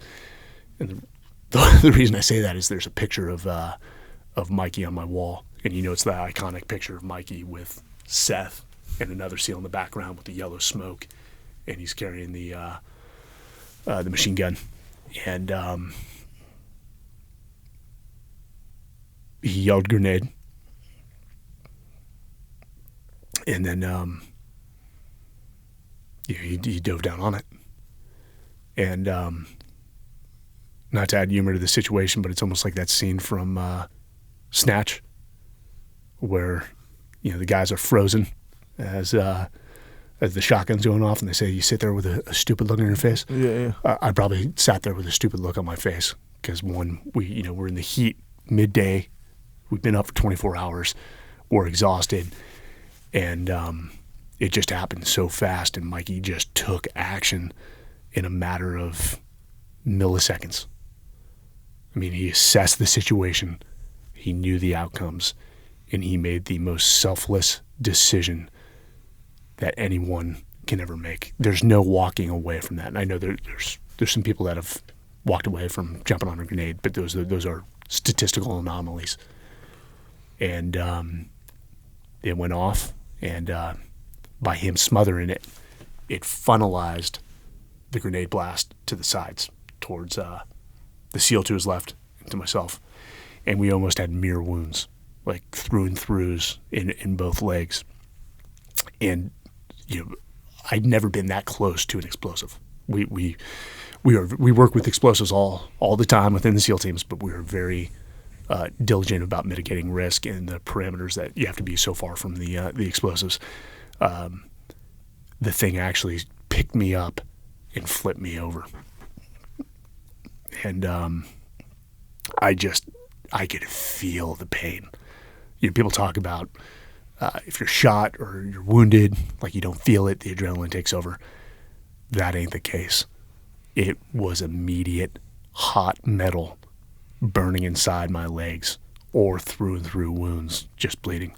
So at the time, I didn't know if I had legs. I didn't even want to look.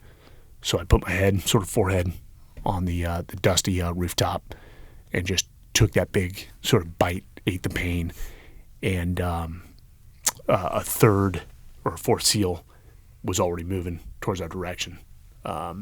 He'd been affected by the blast as well. It didn't take any shrapnel, but I mean, it rattled all of us. And looked at Mikey, whose head was turned towards me, and I yelled, "Mikey, Mikey," and it was just lifeless. And so the next decision was, the next thing that happened is we start to get lit up by enemy machine gun fire. All chaos is breaking out. It's pure chaos, pure hell. The Iraqi soldiers on the roof with us, except for one who was close to us, but he was actually stricken and fair in the fetal position. They all ran off the roof and left us.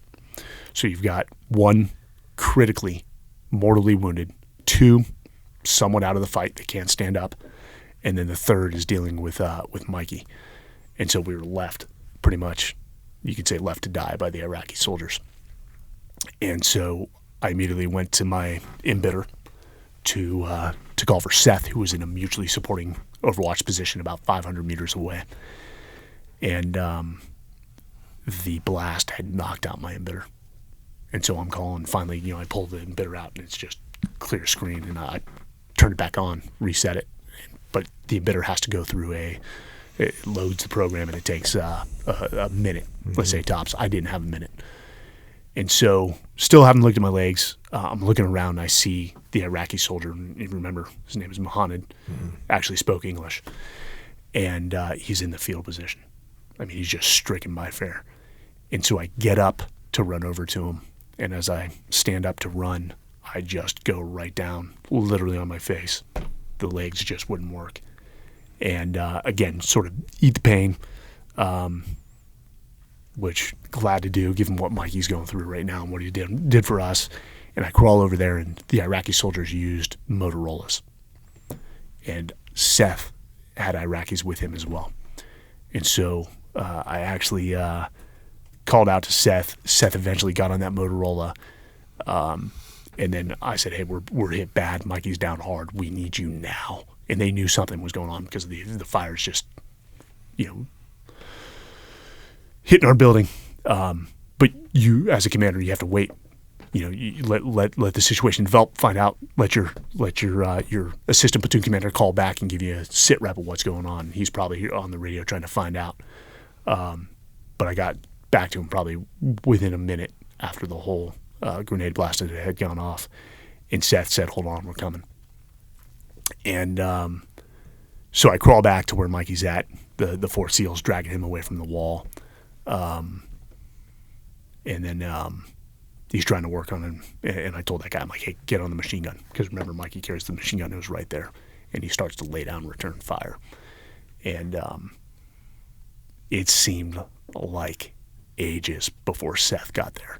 But finally some Iraqi soldiers had come up and they're starting to return fire. But, it probably only took Seth 5 minutes. But you got to remember, Seth and all those guys were set up within their position. Mm-hmm. They weren't ready to move.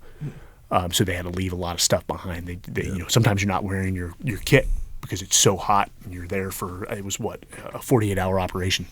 You're not always wearing your kit. So they have to throw on their kit probably and get to us.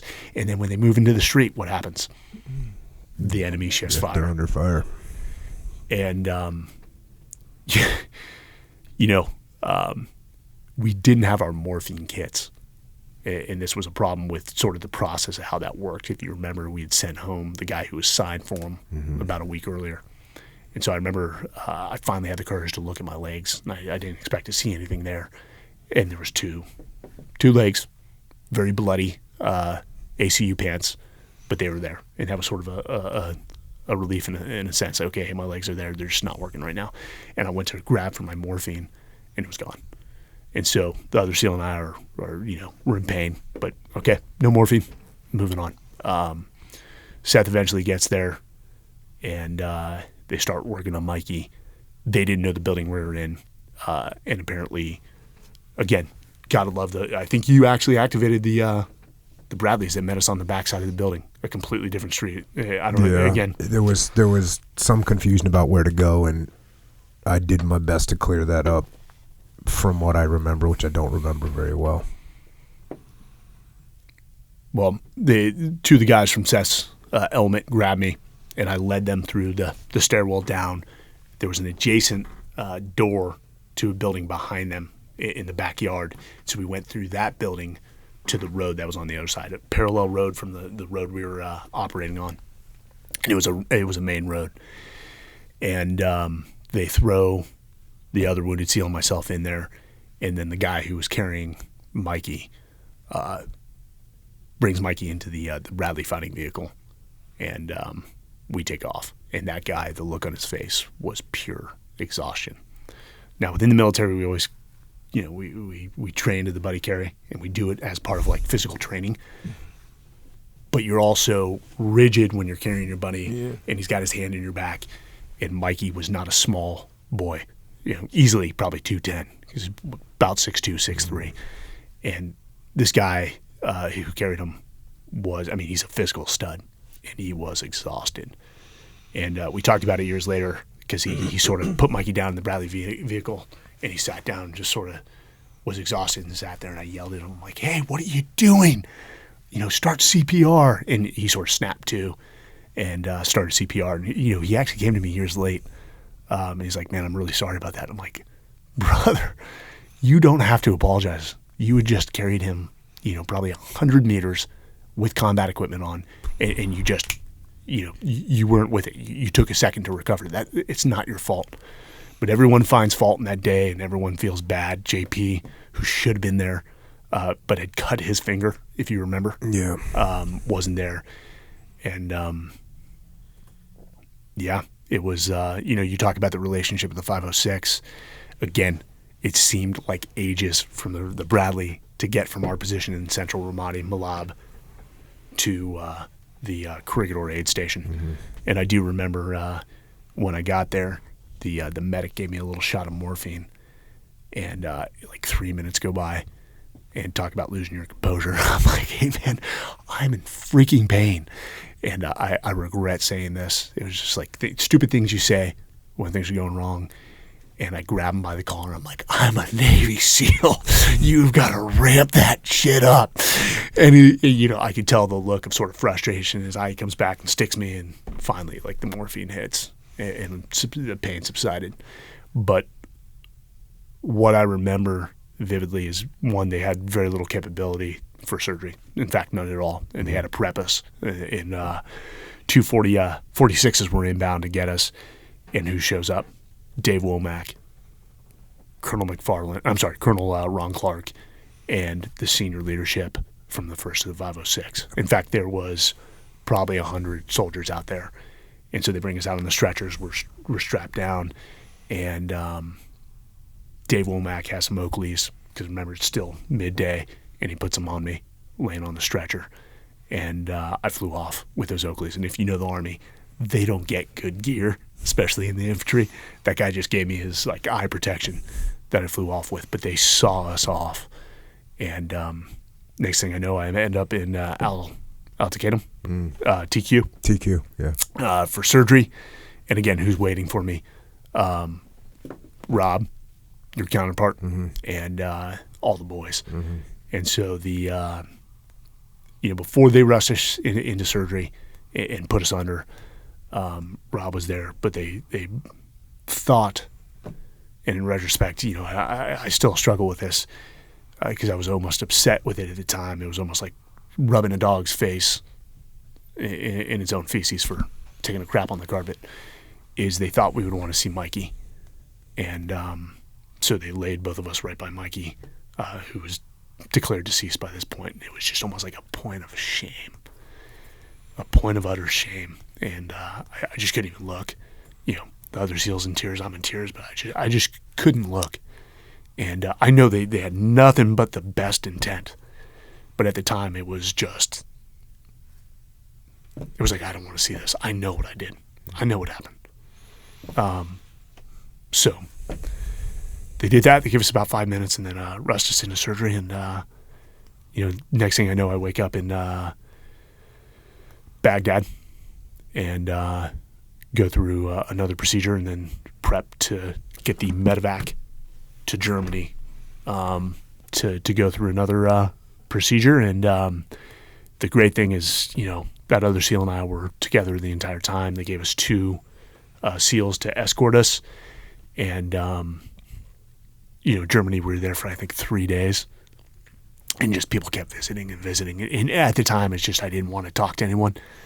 I did want to talk to you and Seth. Yeah. And that's where I talked to you for the first time, was when you got to Germany. And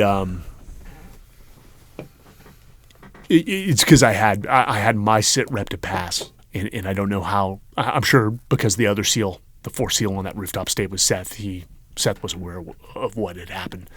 But I needed to talk to you guys to be like, hey, he jumped on that thing.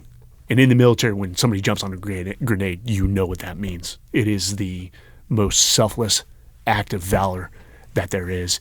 And it needs to be reported, because usually if the medical records check out, the due diligence is done and it shows that it is truth. It is a Medal of Honor. And I think that is where I started the citation to get to you.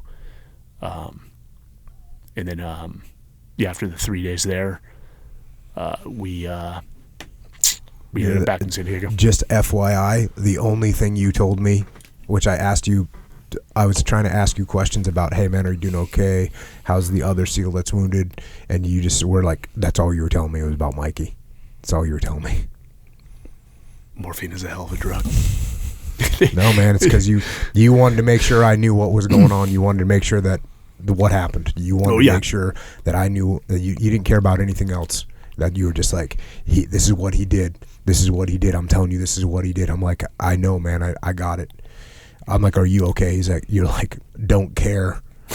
This is what he did. He saved me. He saved this guy. He saved all 3 of us up there. That was the only thing you cared about. And so then you got home and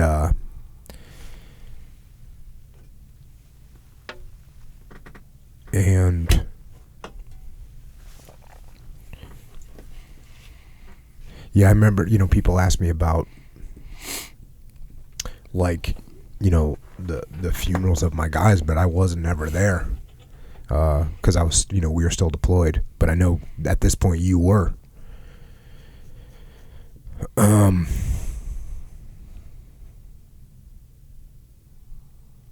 I know that's I can't even imagine for you what that process was like. It was shame.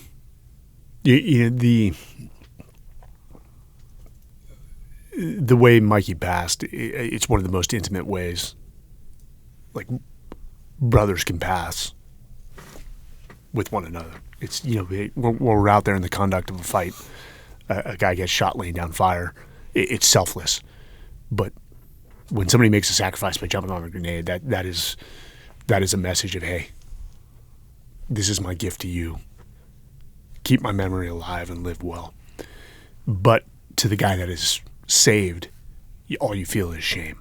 And I know you felt these same sort of feelings as, ultimately you're responsible for these guys.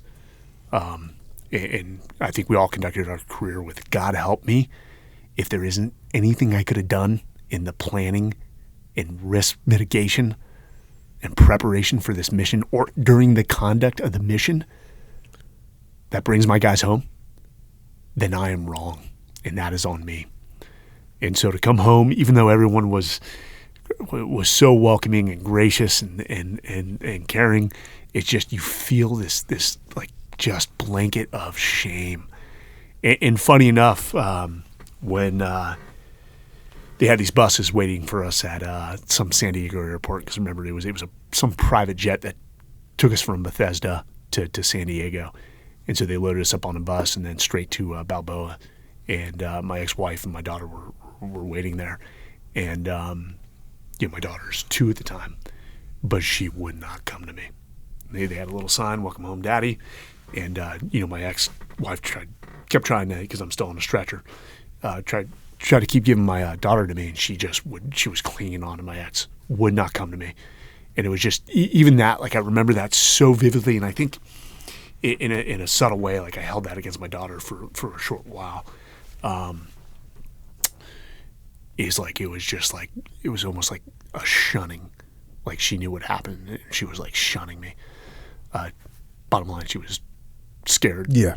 Bottom line, she's a 2-year-old. Yeah. Hasn't seen her dad in 6 months, and is going like, "Hey, I'm used to being with Mom." But just being at the funeral and everything, and just looking at all, watching all the SEALs there to celebrate Mikey's life. It felt like the eyes were on me too. And that's a selfish feeling. Hey, this isn't about you whatsoever. But it was just this, like, how could I let that happen? And why didn't you jump on the grenade? Like, how could you not get there in time? Are you slow? Could you not assess? Were you stupid? And I still don't have a good answer for that, But what really just, we talked about this, is like, somebody needs to hold me accountable. That's how I felt. I'm like, somebody needs to hold me accountable. And, the boys picked me up for the funeral. And of course, me and the other guy pack up the wheelchairs, throw them in the back of a Suburban. And when we get to the mass prior to the funeral, Miss Monsoor is waiting. And, I'm ready to own what had happened. And before, I could even get the words out, she wraps her arms around the other SEAL and I and says, "I'm so happy you are home. Thank you for being with my son." And at that point, you're like, okay, I have no idea what to say. You just totally threw me off my game. Like, you should be upset. You just lost your son, and you are thanking me for being with your son, and you're telling me you are so happy that I'm home. I mean, talk about, like, it felt like the ultimate mind game. But that is just a testament of the family that Mikey came from. And for the audience, Mikey was a Southern California kid. Again, pretty big kid, about 6'2", probably about 210, dry sense of humor, and was a devout Catholic. And the family's still fun. I don't want you to think of this like strict religious family. They are a fun family. But they're awesome, resolute in their beliefs. Yep. And they're from Southern California, and they're the most selfless family I've ever met. And when you meet them and you spend time with them, you quickly realize where Mikey got it. And he went to every mass at Corregidor. And when I say mass, it's in a bombed-out building with some military priest and about 5 people, one of which is Mikey, passing out communion. And he had faith. And getting to know the family was actually very easy after that. But with time, as time went on, you begin to feel like you're a reminder of their son and not the best light. And so I think over time, I pulled away from the family to give them their rest, because at some point they have to put it down and move on with their lives. And I don't know if that's the right call, and I still struggle with that today. But I mean, I love the family.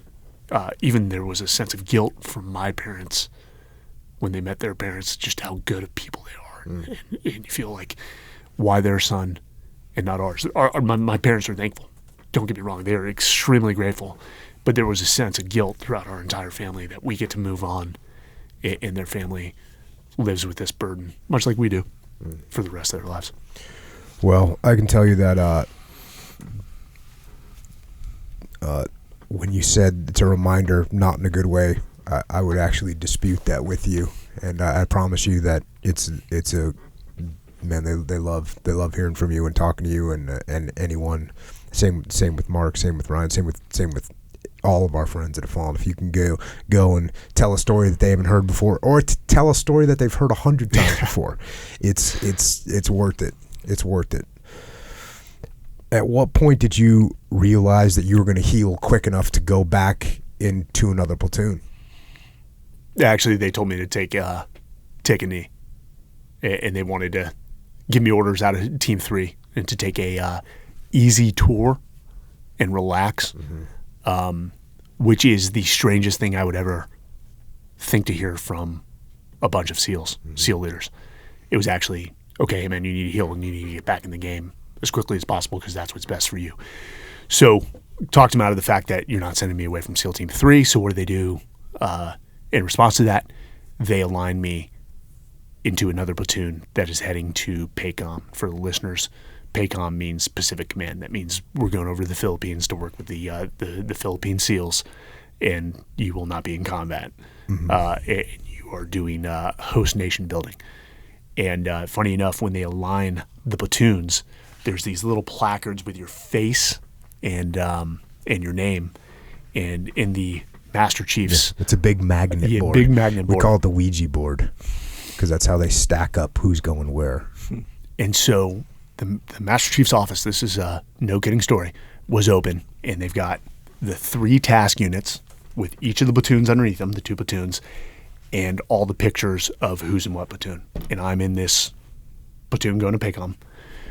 So what I do is take my magnet, take some junior officer that's an AOIC in a CENTCOM platoon going back to Iraq, put my picture there, put his picture in the PACOM platoon, literally go up to the platoon space, and again, won't say the guy's name, say, hey, so-and-so, you've just been reassigned to this platoon. Go report in. And I'm not kidding you, that is how that happened. And no one ever said a thing. Either one, they didn't recognize that it had happened, or 2, they're just like, okay, we're not talking about it this one. And I screwed over a kid by sending him to PACOM first platoon. Yeah. I don't feel all that bad about it. Yeah. So you knew. How long did it take you to heal up? So it was about 4 months of debridement. So, when I had some holes that were as deep as half a golf ball. And if you don't pick the scab off, then it'll heal in a concave manner. So this little female doctor, I had to go in every day, and she would pick at the scab to keep the wound fresh so that it heals out. Called her Dr. Payne, but did that for about 4 months. Then I had to get the legs working and actually start to walk and then run. But overall 4 months, because remember, when a team comes back from a deployment, they go into a 6-month individual training cycle, so guys can go to sniper school. And so I had time to heal, but there's still a lot of shrapnel in my legs. We form up with the platoon. I'd put on some bad weight, and then throughout that entire 2-year training cycle, in fact, a guy named Derek Benson, who we both know, and Derek was killed on Extortion 17, would cut into my legs the shrapnel that was pushing towards the skin. He would remove it, so I had a little jar of shrapnel throughout that 2-year period that he would take out, and he loved it. He loved the medicine side. So, and then you rolled back to Iraq. Yeah. Do you remember anything in workup? Any spectacular? You're giving me that look. Most people that I put through workup give me that look. So, hey, having working for Jocko, eyes were going to be on me. Naturally, I put it on myself. One of those self-inflicted pressures that he's going to expect me to perform at a higher level, given the amount of combat experience I had, and you had by that point drastically changed how the West Coast SEAL teams prepare for war. And it was, it was good pressure. I like pressure. I like when somebody holds me accountable. And, I think Echo and I were talking about this. You have a very uncanny way of having a conversation without saying a word. And you sort of, the eyebrows come down lower and you just stare. And what I've said is like, you would do that and look at me during the training and be like, hey, here's the standard for everyone else. Here's your standard. Get it done. Good talk. And so, there were probably runs where I was harder on myself than you were, but I do remember MOUT, Military Operations Urban Terrain, specifically in Kentucky. Mm-hmm. And that was some of the best training we'd gone through. And again, that was drastically different than the prior workup prior to Ramadi. And for the guys that had not seen combat, given what happened on the next deployment, that absolutely prepared us for what happened. Yeah. I mean, coming back, that was so ideal for me to go back and run training. I mean, there's no better job I could, and that's, I was really lucky that I had a good relationship with the Admiral, and he said, like, where do you want to go? And I said, I want to go run TRADET because I need to get these guys ready. Because when we got back, Ramadi wasn't done yet. It ended up finishing up pretty quickly thereafter, but I was just thinking, hey, everyone's going to be going back and doing the same thing for the average counterinsurgency lasts 7 years. This started 6 months ago. We got like many years worth of fighting, and these guys need to be ready for that specific thing that I know how to do. And so I need to go run that training, and that's what I did. And I was definitely, it's funny because like when you're talking about there was a lot of buddy carrying going on when I was running training, and the reason is because I got the debrief, I knew it's like, this is going to be, if you get in this situation, it's not what you think it is. It's going to be hell. And how do you prepare for it? You prepare for it. You make this as close to combat as you can possibly make it. Then that was my goal, and it was freaking hard training. And I had so many guys come back over the years after that when I was running training that were like, hey, I just got back from Afghanistan. Thank you. And the firefights were literally easier than going through a block of land warfare. They would be so stoked, and it was awesome. That's like the best compliments I've ever gotten in my life, was having those guys come back. And also I was just talking to, as a matter of fact, I was talking to the guy that told me that you were good to go the other day, and he's like, oh, we would have had so many blue on blues if we didn't go through that workup. We were so much better. We were so prepared, and they had a freaking hardcore deployment to Afghanistan, and they kicked ass.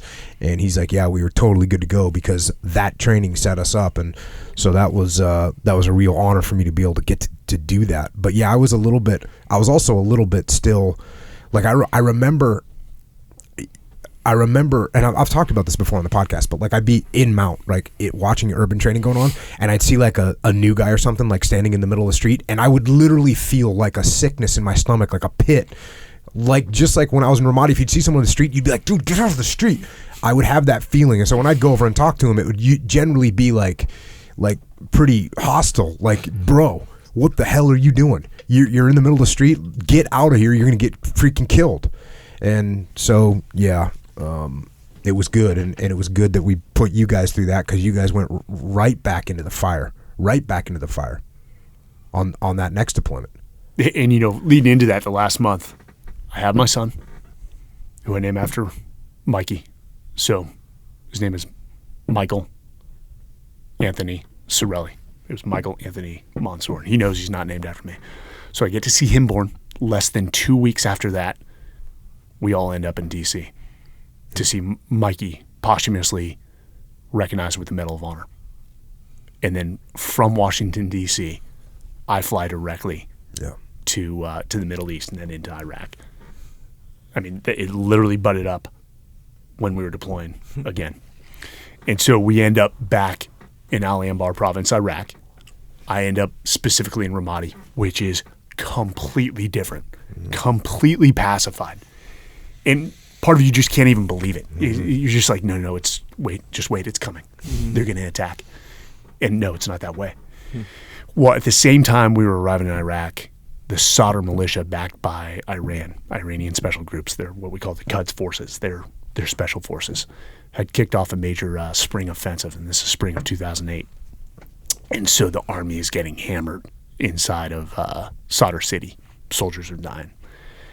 And they request sniper support from the U.S. Special Operations Command, specifically Siege of AP. And that Siege of Sodef, knowing that SEAL Team 3 had run that similar mission in support of the 1-1 Ready Combat Brigade, the deployment prior, said, hey, can you guys run this mission? So our commander at the time and Master Chief were faced with a decision. We had commitments in Al Anbar province. You just couldn't shut down a location and send that entire unit to Solder City. That wasn't going to work. So he had to make a decision of taking SEALs from all the particular outstations in Al Anbar and throwing them into sort of this hodgepodge unit. So you had SEALs from 2 different SEAL teams thrown together. And we loaded up a bunch of RGs, I think 8 in all, and 40 of us drove out to the Baghdad International Airport and set up a new unit called Det Defender Detachment, Naval Special Warfare Detachment, Baghdad. And we named it Defender St. Michael, the Archangel, the Defender, after Mikey. And we created this badass patch that had the Archangel on there, and we all knew. And some of Mikey's boys that had gone through BUDS were in this new unit. Good friends of mine that weren't in Iraq at that time. They had deployed to the Philippines. And so we are located in Baghdad, but Solder City is like an hour and 15 minutes away from Baghdad International Airport. And so, they are screaming for us to get in. And again, this unit has never worked together. Some of them had, like these 3 guys came from this platoon. They had worked together, but they hadn't worked with these guys from the SEAL teams. And the both the conventionals and Siege of Sodef are screaming for us to get in there. And so we did the best we could, rehearsals, the planning. We had never operated in the area. Maybe some people had, but those were the very senior SEALs. And we get thrust into Solder City, primarily around this route called Route Gold. And they were trying to, at that point, the strategy was to cordon off or enclose Solder City with these large T-barriers so that we can control the entry points into the city and hence cut off supplies or enemy troops coming into the city. And ultimately, the strategy worked. But the first night in, all 40 of us go in. And again, remember, we had this like young intel officer who had just come from, first time in Iraq, had come from Al Anbar, where you're dealing with now the remnants of a Sunni enemy. And we're now operating in Shia territory against Shia enemy. Completely 2 different styles of fighting, 2 different purposes.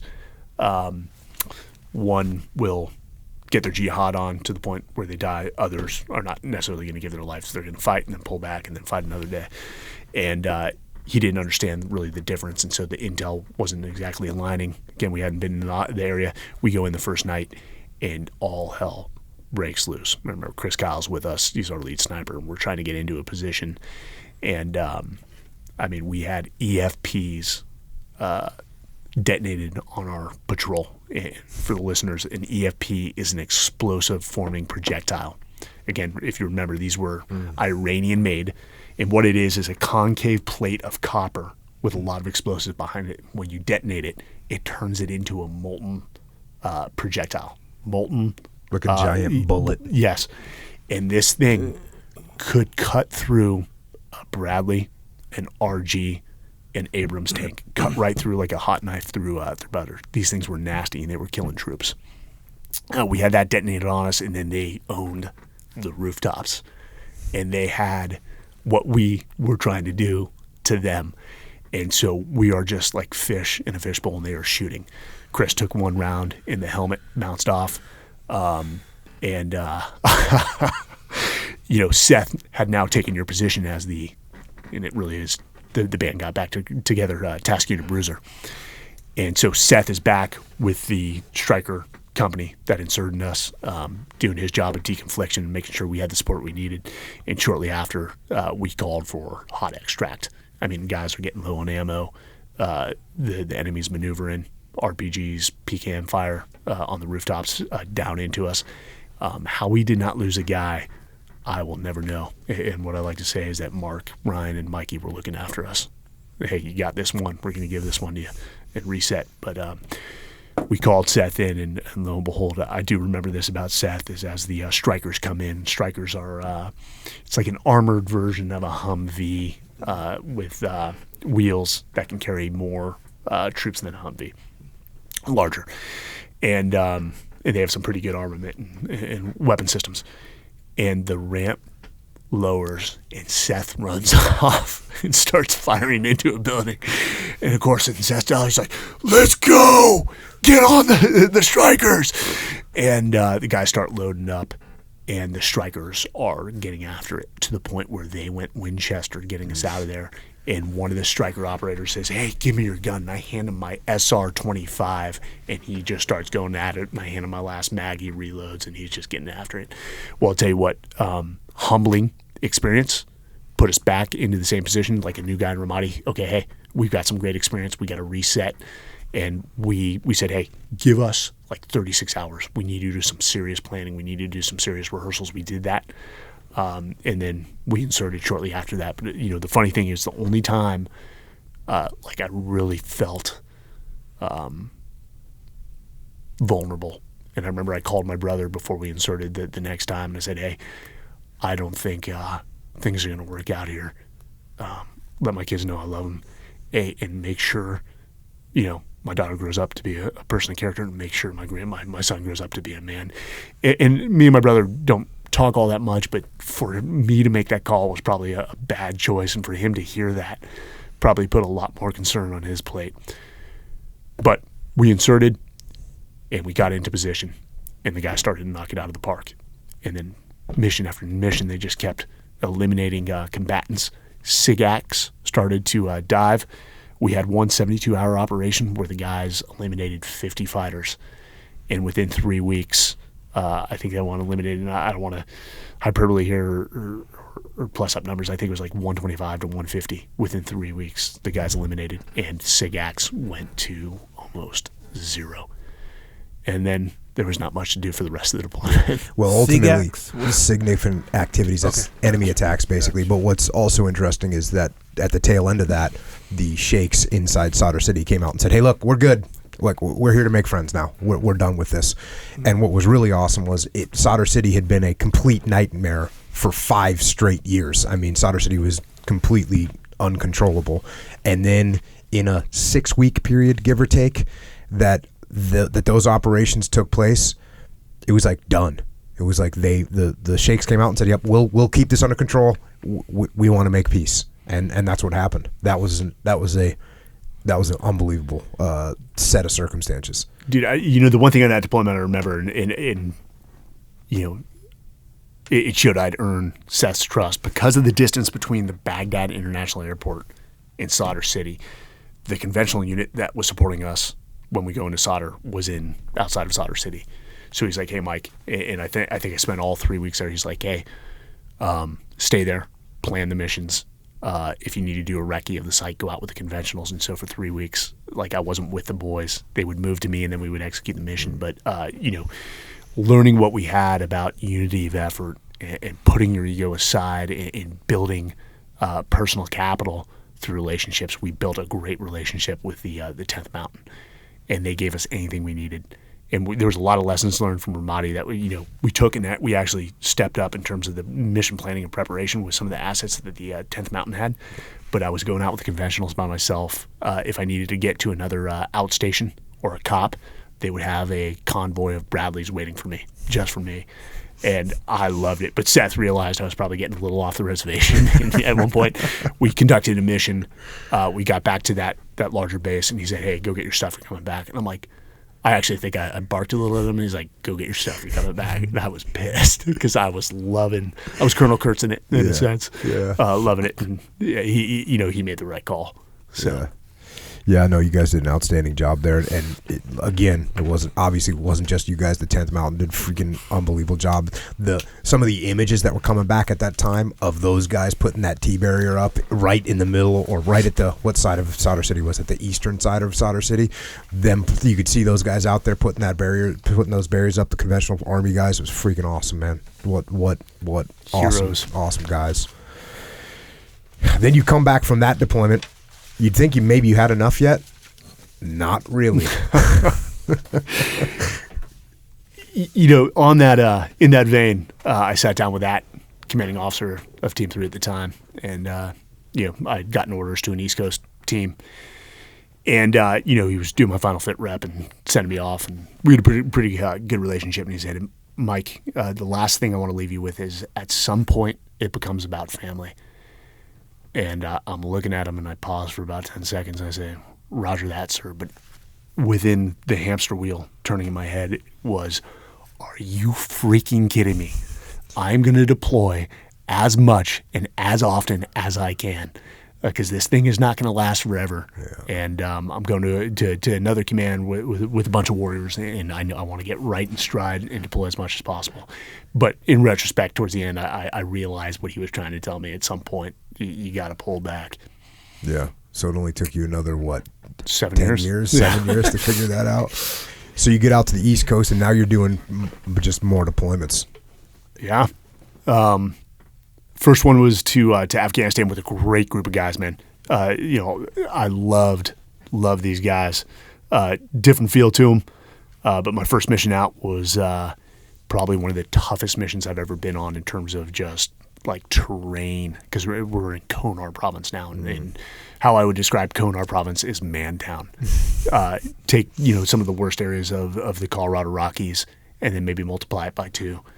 And the enemy, I mean, this was their territory. They had prepared positions. It was a dangerous area. And to put it into perspective a little more for the listeners, of all the medals of honor within Afghanistan, I think the majority, all of them, were in that Konar Nuristan area, to include Dakota Myers. Yeah. And on the first mission, it just was like an 8-hour suck fest. And actually, so Adam Brown was killed on that operation, and that was my sort of baptism to fire to that new unit. And I remember I looked at a good friend, Jonas, who was killed on Extortion 17. I said, hey bro, are all the missions like that? He was like, no, that was the toughest one I've ever been on. And I'm like, oh, okay, good. So I just want to make sure I need to get my head right. If little sanity check. Yeah. You're like, oh no, what did I get myself into? But it was good to work with that team and get that experience. And then I got a lot of time with the maritime side as well, the boats. But did in all with them, what was that? 7 more deployments with great guys, and lost some more brothers, namely Extortion 17, which was the largest loss of life in Afghanistan. It's a travesty when we lose one soldier, Marine, sailor, or airman, but when you lose 31, that is just that hits the military. To the listeners, they may say, well, 31 soldiers, you guys can easily recover from that. No, you can't. All the man hours that go into training those guys, the level of proficiency they had accrued over years, that is a catastrophic failure or detriment to the military. That is a loss of a lot of capability. Yet alone, the pain for those 31 families, the children, not the orphans, but the kids that are left behind, the wives that are left behind. I mean, that will never have any solace other than that their loved ones were doing what they believed in for them, defending them. But overall, I mean, great 7 years and just nothing but lessons learned and leadership lessons in terms of being a troop commander. Mm-hmm. And quite frankly, my last experience, I learned a lot, which was not my best leadership experience. You look at extreme ownership, and there's ways I could have handled certain situations better. And I think I reflect on my entire military career just on, man, I could have done that better. That's what we all do. Yeah. Sit back and think, man, we could have done that better.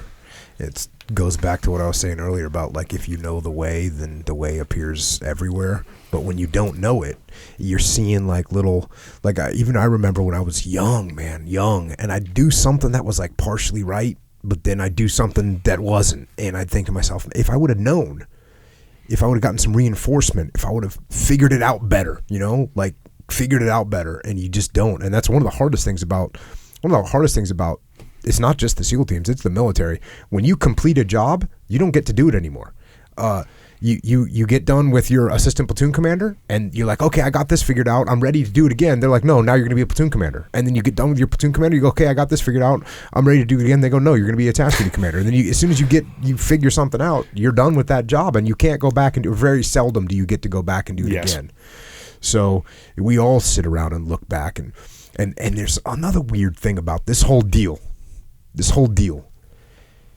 is that it's so hard someone's got to have a real open mind to be able to teach it to people.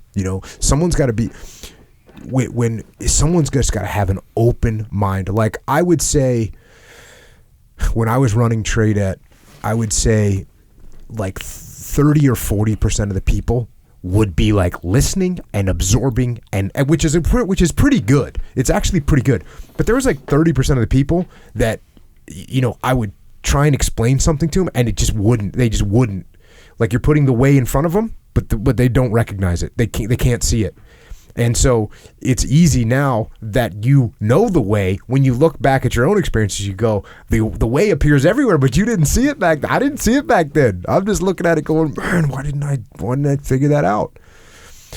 It's one of those things, and I think that's one of the things that makes what I'm doing now, what you're doing, what we're doing now as a team, is to be able to try and pass these lessons on to leaders everywhere, and leaders in the military, leaders in police, leaders in fire, leaders in business, everyone, to be able to say, look, hey, this is it over here. I know this is hard to see, but look at this. And it's awesome to be doing what we're doing now and say, and have people, again, a certain percentage of people that go, I got it, I can take that. And what's interesting about our business now is when people are raising their hand and they're asking for it, that means their mind is open to it. They want it. Whereas and this does happen occasionally when we work with companies that we're getting imposed on, like the board of directors is saying, hey, go fix this company. This company screwed up. You got to go fix them. Those people don't have open minds. So they're looking, when you're talking to them, they're looking for reasons that what you're saying is wrong. That's their goal, is to say, no, that doesn't apply to me. It doesn't apply to this market.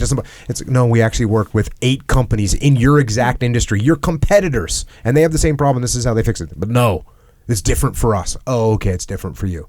It's different for you. Leadership is different. In your specific company, leadership is different than it is everywhere else.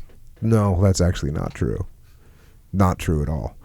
So it's an unfortunate, I've been thinking about this too, because, I got a son. I got 3 daughters and a son. And the fact of the matter is, you don't see yourself as much in your daughters as you do in your son, right? Your son is he's a boy, a small man. And man, what I wouldn't give to be able to just like put the knowledge in there, because you see him doing stuff and you go, and you could, this is my own flesh and blood, by the way, that I say, hey, that's not a good way to handle that. Here's a good way to handle it. And he looks at me like I'm an idiot, right? Like, how would you ever know what it's like to deal with a school teacher, or to deal with a coach? How would you know what that's like to deal with another person? Well, you know what? You're right. I'm sure you have this. You're 15 now, so I'm sure you got it all figured out. This is the one thing I leave kids with. And I got to tell you, my old man was probably right 95% of the time, but did I listen? No. Oh, no. Dork. Fathers will come up to me and be like, hey, can you talk to my son? He wants to be a SEAL. What can you leave him with? Listen to your old man. Yeah. He may not know what the right decision is or right path is on certain things, but he will tell you what the wrong path is. Yeah. And sometimes knowing what not to do is as valuable as knowing what to do. You know what else I tell when fathers ask me to talk to their sons? I tell the sons, I say, listen, your dad actually cares about you more than you do. He wants an outcome for you, a good outcome for you, more than you do. I know that doesn't seem possible, but for him to come and ask me to like talk to you means that what he wants more than anything in the world is for you to be in a good place in the future. That's what he wants. He doesn't want to screw you over. This isn't a plot to get you to fail in life. He actually wants you to win more than anything. So you may want to listen to him. Check. So it's at this point you do. So what are you at? You did 9 deployments overseas total? 10? 9? 10. 10 deployments overseas. And finally, the little voice in your head says, you know what? I need to look at something else. Probably the toughest decision I had to make. I mean, a lot of guys thought you were a 30-year vet. Easy. He's going to do 30, probably more. And they usually said the same about me. And Echo and I were talking about this. It just came over me like a wave. Just crushed me. It was just like, yep, it's it. Like I'm tapping out in a sense. At the end of the day, you always ring the bell at the end. To the community, they're like, "Oh, you're quitting." Quitter. I'd had one last good deployment with a different group, and it was awesome to work with these guys. And there was a lot of things going on. One, I finally felt the fatigue, and the hardest thing to do for any SEAL is to tap out. But it's because you know that you're no longer like the best guy to push that unit forward. And I also was going through a divorce at the time, and things were out of balance. And even though I wanted to take the XO squadron, I knew I was not the best option for the guys. And even though I could probably maintain the job, that's not the right answer. Mm-hmm. If I could not keep them uncomfortable and moving forward, then I wasn't the right guy. And so, we talk about brutal self-assessments. That was the most brutal self-assessment because I had to admit that however good I thought I was at what we did, I'd come to a point where things were degrading. And so, overseas, I actually called back to, my CO at the time. I said, I'm done. And they said, okay. We understand that that's a mature decision. He wanted me to stay. He's like, I want you to be my XO, man. He actually referred to me to the captain from the raid in the Philippines, the Ranger, the one that did all the planning. I'm forgetting the name now, but he used to call me that. And he said, I understand. What do you want to do? It's like, do you want to go to Memphis and like work in the detail shop? I said, no. Hey, get me orders to Texas. My ex is probably moving back to Texas. That's where she's from, and I want to be close to my kids. I need to repair that relationship. And you've talked about it. Families come second. The bottom of the line, when you're at war, you have so many responsibilities on you. One, bringing your guys home. That the families come second, and so that was my new priority. And so, testament to the SEAL community. They made things happen. They realigned things, and they got me a billet at the University of Texas Naval ROTC, where one Admiral William McCraven was sitting as the UT chancellor. Boom. Yeah. And then, so did you go to school? So you got down there, and was it to get your degree? No, it was to be an ROTC instructor. Oh, okay. And they'd also prep the battlefield, say, hey, the guy wants to get a master's degree. Okay. So one good for so his that career. was the collateral thing, Yes. was to get your degree. And so literally I had 1 late week to apply for the full-time MBA program at UT. Took the instead of the GMAT, I took the AC. No, wait, I'm trying to think The of ACT? ACT. Uh-huh. Or GRE. The Okay. GRE, thank you. And the scores were not so hot. And I made some phone calls, and I got in. Nice. And, that was a humbling experience as well. To start, we in a sense, I don't want to say mastered, but we'd become very good at being SEALs, at the art of war, which takes years and years to hone. And even then, you're never as good as you think you are. But you've put time in, you've built some level of mastery. And then to step into accounting and finance, with a bunch of 27-year-olds and you're the 39-year-old in the course, and you have this puzzled look on your face because, one, you've been blown up a couple times. And actually I went to some training where they're like, hey, you've suffered cognitive degradation to the amount of 50%. What? Can you make that Excel spreadsheet move slower then? So I was grabbing these younger kids like, hey, show me how to do that, man. I have no clue what you guys are talking about. And he's like, okay. And they all loved me. They knew there was something different about me. And I remember it came time for the first test. And one of the younger kids, he was actually one of the youngest in the class, he was 26. He's like, sir, when's the last time you took a test? I'm like, 14 years ago, so shut up. But it was hard stepping back into an academic environment. People are like, well, dude, you've been to combat. This is going to be easy for you. It's like a different type of stress, brother. Yeah. And like, one, we all drive ourselves to do well. Yeah. And the first few tests did not come back favorable in Mike Sarraille's column. And so I buckled down and actually did quite well. But after the first semester, the basics of business, it gave me a good grounding. And I'm like, hey, I think I can do something. I actually think I can do something good. Pay back to the community. They hooked me up to be here where there's no military base. Mm-hmm. I'm supposed to go back to the community. And I know there's a problem with vets getting out, especially SEALs. They're not getting jobs commensurate with their abilities. And companies should be swallowing these guys up.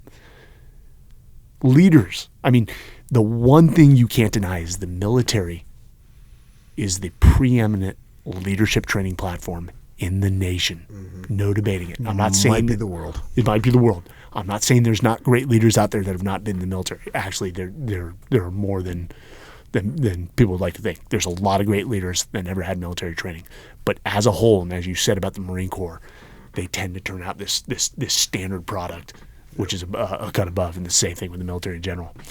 And so, talking to Admiral McCraven and a great guy named who was his vice chancellor, Major General Tony Cuccolo.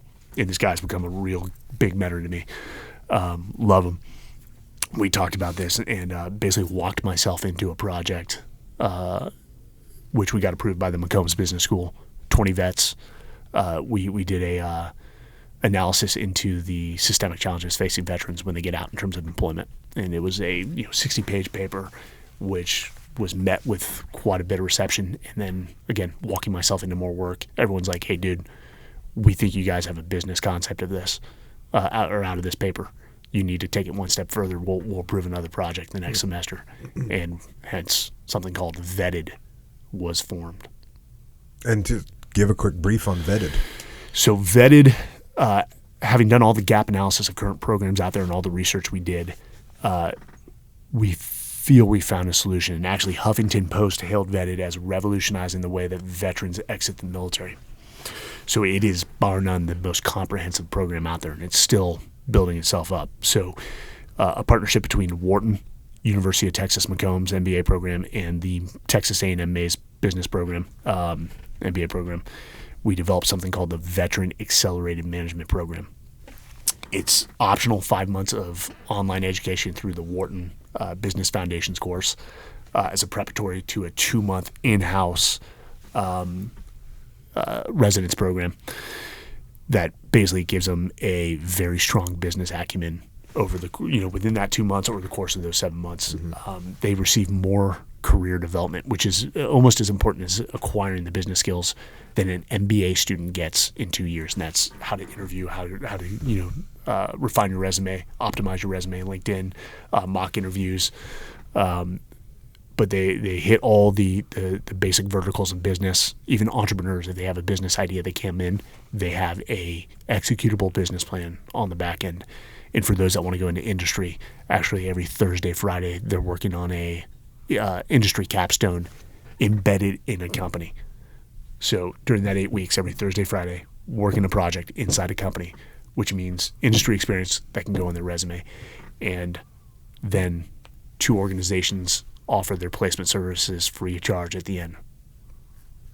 Echelon Front Overwatch and Bradley Morris Inc., which the 2 happen to be strategic partners, which I'm sure we'll get into. But of the first pilot program at the University of Texas McCombs, of the 25 veterans, all are placed except for 1. Yeah.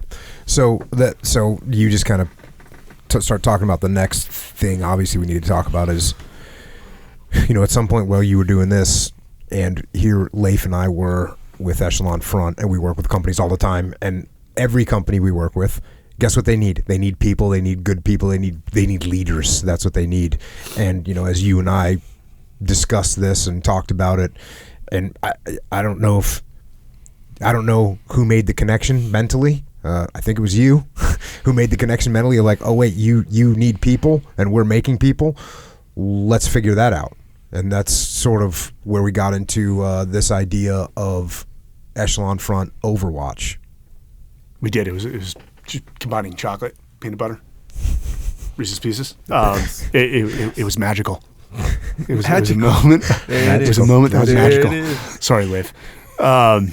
So no, there was a lot of lessons learned from Vetted, and when I started that, there was a lot of business mentors of mine, very successful business mentors that are like, dude, you need to capitalize this thing. And at the time, I couldn't see it. Like my altruism sort of drove, like, no, it needs to be nonprofit. We're not going to charge people for this. And now I recognize that in a capitalistic market, you can do more good on the for-profit side than you can the nonprofit side. Yeah. We live in a free society of free enterprise. And I remember sitting down in Austin with you guys. I'm like, hey, I remember you telling me that every company you talk to is like, we're going to get like 5 of you. And that just wasn't your game at the time. Yeah. But at the end of the day, talent is all about leadership. Becoming a talent magnet or having a talent mindset within your organization is about leadership. Yeah. And so, knowing our communities, the special operations community and combat aviators, Dave Burke, our resident fighter pilot, the badass. Good deal, Dave. Good deal, Dave. We knew we could start something. And so we created Echelon Front Overwatch, what we call EF Overwatch. Overwatch being the term that the mission we ran in Ramadi. And I think like it has a little appeal in the sense that now we're overwatching our brothers, Green Berets, Navy SEALs, Air Force PJs, CCTs, MARSOC guys getting out, and the direct support personnel. We're overwatching them and helping with their transition. We're overwatching the companies that are in a war for talent. And that's the thing that people don't understand. Even the SEALs are always hunting for the best talent. Somebody asked me, funny enough, what the most important job in the SEAL teams is, and they thought I was going to say a troop commander on the front lines. And that is important. At the end of the day, that's what we do. But I said, no, it's actually being a BUDS instructor. That is like being a hiring manager. You are the filter of the talent coming through, which ultimately will end up in that troop commander and that troop chief's hands. And there has to be a standard, and we need to put some of our best guys at BUDS to make sure that only the best are passing through. Well, the same thing applies to business. You are constantly in this war for talent. And we couldn't think of a better talent pool than combat aviators, Cobra pilots, fighter pilots, again, all the special operations guys and the direct support personnel that come out of SOCOM that have the soft skills, the leadership skills that you want. They may lack the hard skills. You look at their resume and it may not scream right fit. Yeah. But once you get these guys in an interview and you see that they're leaders, that they're humble, that they're willing to roll their sleeves up and get after it and actually listen and learn, that is the perfect employee. Yeah. And if you can get more of these guys into your business, I guarantee you will create your own army that will dominate your battlefield in whatever industry that you're in. Yeah. Yeah. It's awesome because people every single time I go talk to a company, they'll say, man, it seems like you know. Did you do a bunch of research to figure out? Have you been working with us and we didn't know about it? And I'd be like, no. Well, how do you know what problems we have? It's like, oh, because you're a company. Because you're a group of you're a group of human beings that are trying to make something happen. And guess what? There's dynamics there that happen with all different organizations that get together. And guess what? If you take these leaders, because they're amazed that I can understand their business. It's like, no, I don't understand your business. I understand leadership. That's what Echelon Front. We understand leadership, so we can go in and look at what's going on and say, oh, you've got a leadership problem here, and here's how we fix it. And so to take that and say, you know what? We can actually give you people that understand leadership and they can help you solve these problems. That is, like you said, Reese's peanut butter cup, peanut butter and chocolate. That's what it is. So it's been, and speaking of bringing on talent, Like when this whole thing was going down, I was like, oh, how about we get a little Mike Sarraille at Echelon Front? Because guess what? That's what we did. Yeah, bring the band back together, and that's why that's just it's been awesome. And if anyone that's come to the muster, Mike's putting on a great talk about leadership inside the muster. Freaking everyone loved it, I myself included, and going out working with companies again. Now we just have someone else on the team that can get out there, that understands leadership, that sees solutions. We've been bringing you out on a bunch of stuff now, so you see other companies and you're starting to take even what you learned in school, put that on top of the practical applications that we see now. You know the way, so you see it everywhere you look. So that's another benefit. So that's where you're at now. Talk about getting out. You talk about what gets you out of the bed in the morning. And every company is like, do you love what you do? I'm like, the fact that Jocko, Leif, myself, JP, Dave, Flynn are on a phone call talking about leadership. I'm like, there's nothing that gets us out of the bed more than that. Like, we love to solve these problems because we've seen them before. Yeah. And people often say like, well, how are the SEALs like synonymous with business? I'm like, you just said it. You're a unit. You're a company. You're dealing with people. Yeah. We deal with the same issues. Yeah.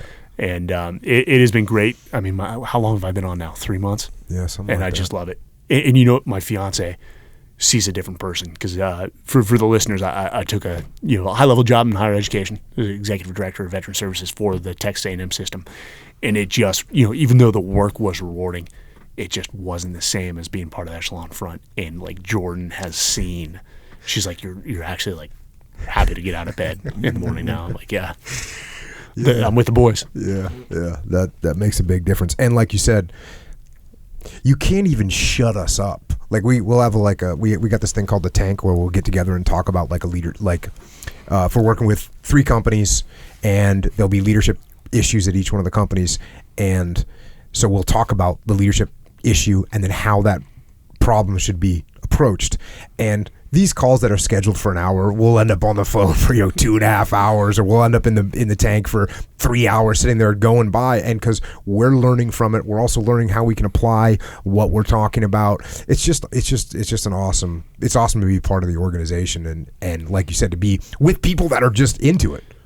And the funny thing is, having gotten my MBA, the one thing that is not addressed in any MBA program is leadership. Yeah. And they know it. And right now you're seeing a lot of MBA programs set up or stand up centers of leadership within their MBA programs. Yep. And, I've had some great discussions. I mean, great professors there. And so, strong leaders because they were private sector leaders before they came back and spoke. But, you can – and they turn out highly successful business practitioners. But at the end of the day, like, it's not a recipe for leadership training whatsoever. Yeah, no, it's been awesome. That's why the business has gone so great, because there's no one that's offering what we're doing. There's people say, well, who's your competition? I'm like, we don't. I don't mean this in a negative way, but because I'm sure there's companies out there that are trying to do something, but there's no one that's saying, hey, this is what you do. This is how you lead. This is the way this will apply to your business. These are the principles that you can use and you can make happen. So yeah, we've been pretty lucky in the fact that we saw the correlations between these two things and saw them pretty clearly. So it's been good. And I got to say, so the muster in DC 005 was my first muster. And naturally, these guys know me. I'm filled with hate. It's just sort of what drives me. One of my nicknames was Grumpy. But, I was definitely on board because it's you guys. You guys are my brothers. I'm like, yeah, dude, I want in, and I love discussing leadership. But naturally, I always have you hold back a little. I'm like, okay, let me see what this muster is about. And the fact that you guys are changing lives and people are coming up to me off of one speech, and I'm just like, dude, what is going on? Like, I gave one speech and like people were like, dude, that actually, your perspective has already changed my life. I'm like, well, I'm glad to hear that. I'm excited. Yeah. No, it's awesome. I didn't realize the impact that it has. No, it's an awesome thing to be a part of. And when I say a thing to be a part of, it's awesome to be at the muster with the people that are at the muster. Not just like, oh, we're a part of it and you're not. No, it's like everyone that's there is a part of it, and everyone that is contributing to the knowledge that's being distributed and increased. So yeah, it's awesome. Yes, it's a good time. It is. And that's where you're at now. It's probably a pretty good place to. Yeah, probably we're touching 3 hours almost right now, or 2.5 or something like that. Probably a good place to call it, and I'm sure we'll do this multiple times again in the future. Of course, obviously, thanks for coming on. Thanks for your service in the Marine Corps, in the teams, and now at Echelon Front, Overwatch. Clearly, Mike is out here doing his job. He's done his job, and now maybe we could get Echo to do his job. Sure. And talk about how we can all do our job better in some way, somehow. Sure. Could you help us with that one? Yeah, sure. Be happy to. Cool. We're on the path, right? Yeah. I'm on the path. You on the path? I'm on the path. All right. Jocko is the path. Oh, I don't know about all that. Let's not get crazy here. At the very least, you're all up on the path. I am trying to be on the path is where I'm at. Good. You don't need to get crazy. All right. So that being said, we're all trying to stay on the path the best we can. So here are the ways to do this. Some ways. Yeah. Yeah. So, some suggestions. You're over here like you're the authority. Like on this the path. Is the way. Yeah. You're right. No. You're right. I don't want to sound like that. Some ideas. Some good ideas. Yeah. Proven. Most of these are all proven. Yeah. Proven. Through experience. True. Etc. Anyway, affirmative. OriginMain.com. It's called Origin. Our company, Origin. American-made stuff. Gis. Rash guards for jiu-jitsu. Other stuff as well. Apparel. Why does apparel get like a tone? Well, because apparel. Because you know how you get, with the whole like apparel, like you're not a fashion person. No. Well, then again, apparel and fashion is different. Okay, yeah, because apparel is what you wear as a human. Yeah. And fashion is something else. Yeah. That you're trying to look a certain way. Yes. Or give a certain flavor to your vibe. Yes. Which I'm not a fan of. You're not a fan of flavor to your vibe. Yes. Your goal. When I went to college, there was this woman who was a Buddhist monk. Sure. And as I was learning about Buddhists, sure, one of the things that they said was like, you're not supposed to stand out. Like just don't stand out. Just fit in, right? That's part of the program. Yeah, technically it's not fit in. It's just don't stand out. Okay. Don't maybe one of those two. And if you're a practicing Buddhist, you can come on and brief me on this. I'm sure I need help. This is how I read it. Okay. Just don't stand out. You're just trying to be. It's like an ego thing, right? It's like don't look at me, because I just wear a black T-shirt and a pair of jeans. Don't look at me. I'm just a normal dude over here. Yeah. Nothing special. I'm not wearing bling, as they call it. Sure. Nope. So, but there was a person there that was a Buddhist monk, and the Buddhist monk wore all the Buddhist garb, like the robe and the stuff, which I don't care. Hey, when I was in Thailand, it's awesome. It's actually awesome seeing the Buddhist monks walk around and they come and gather rice from you in the morning, and it's like awesome. It seems to be the most really chill and religion out there, right? Sure. And so I'm down with the Buddhists. But if you're not in Thailand with other Buddhist monks, right, where it's normal, well then guess what happens when you put on the robe? You stand out. And you're saying, look at me. And that's what I gathered from it. I was like, hey, don't look at me. Right. In fact, my goal is like, don't look at me. That's the goal. Goal. Don't look at me. Yeah. Oh, so okay. So I think, and not to go too far deep into this whole concept. Apparently, we're just but we will.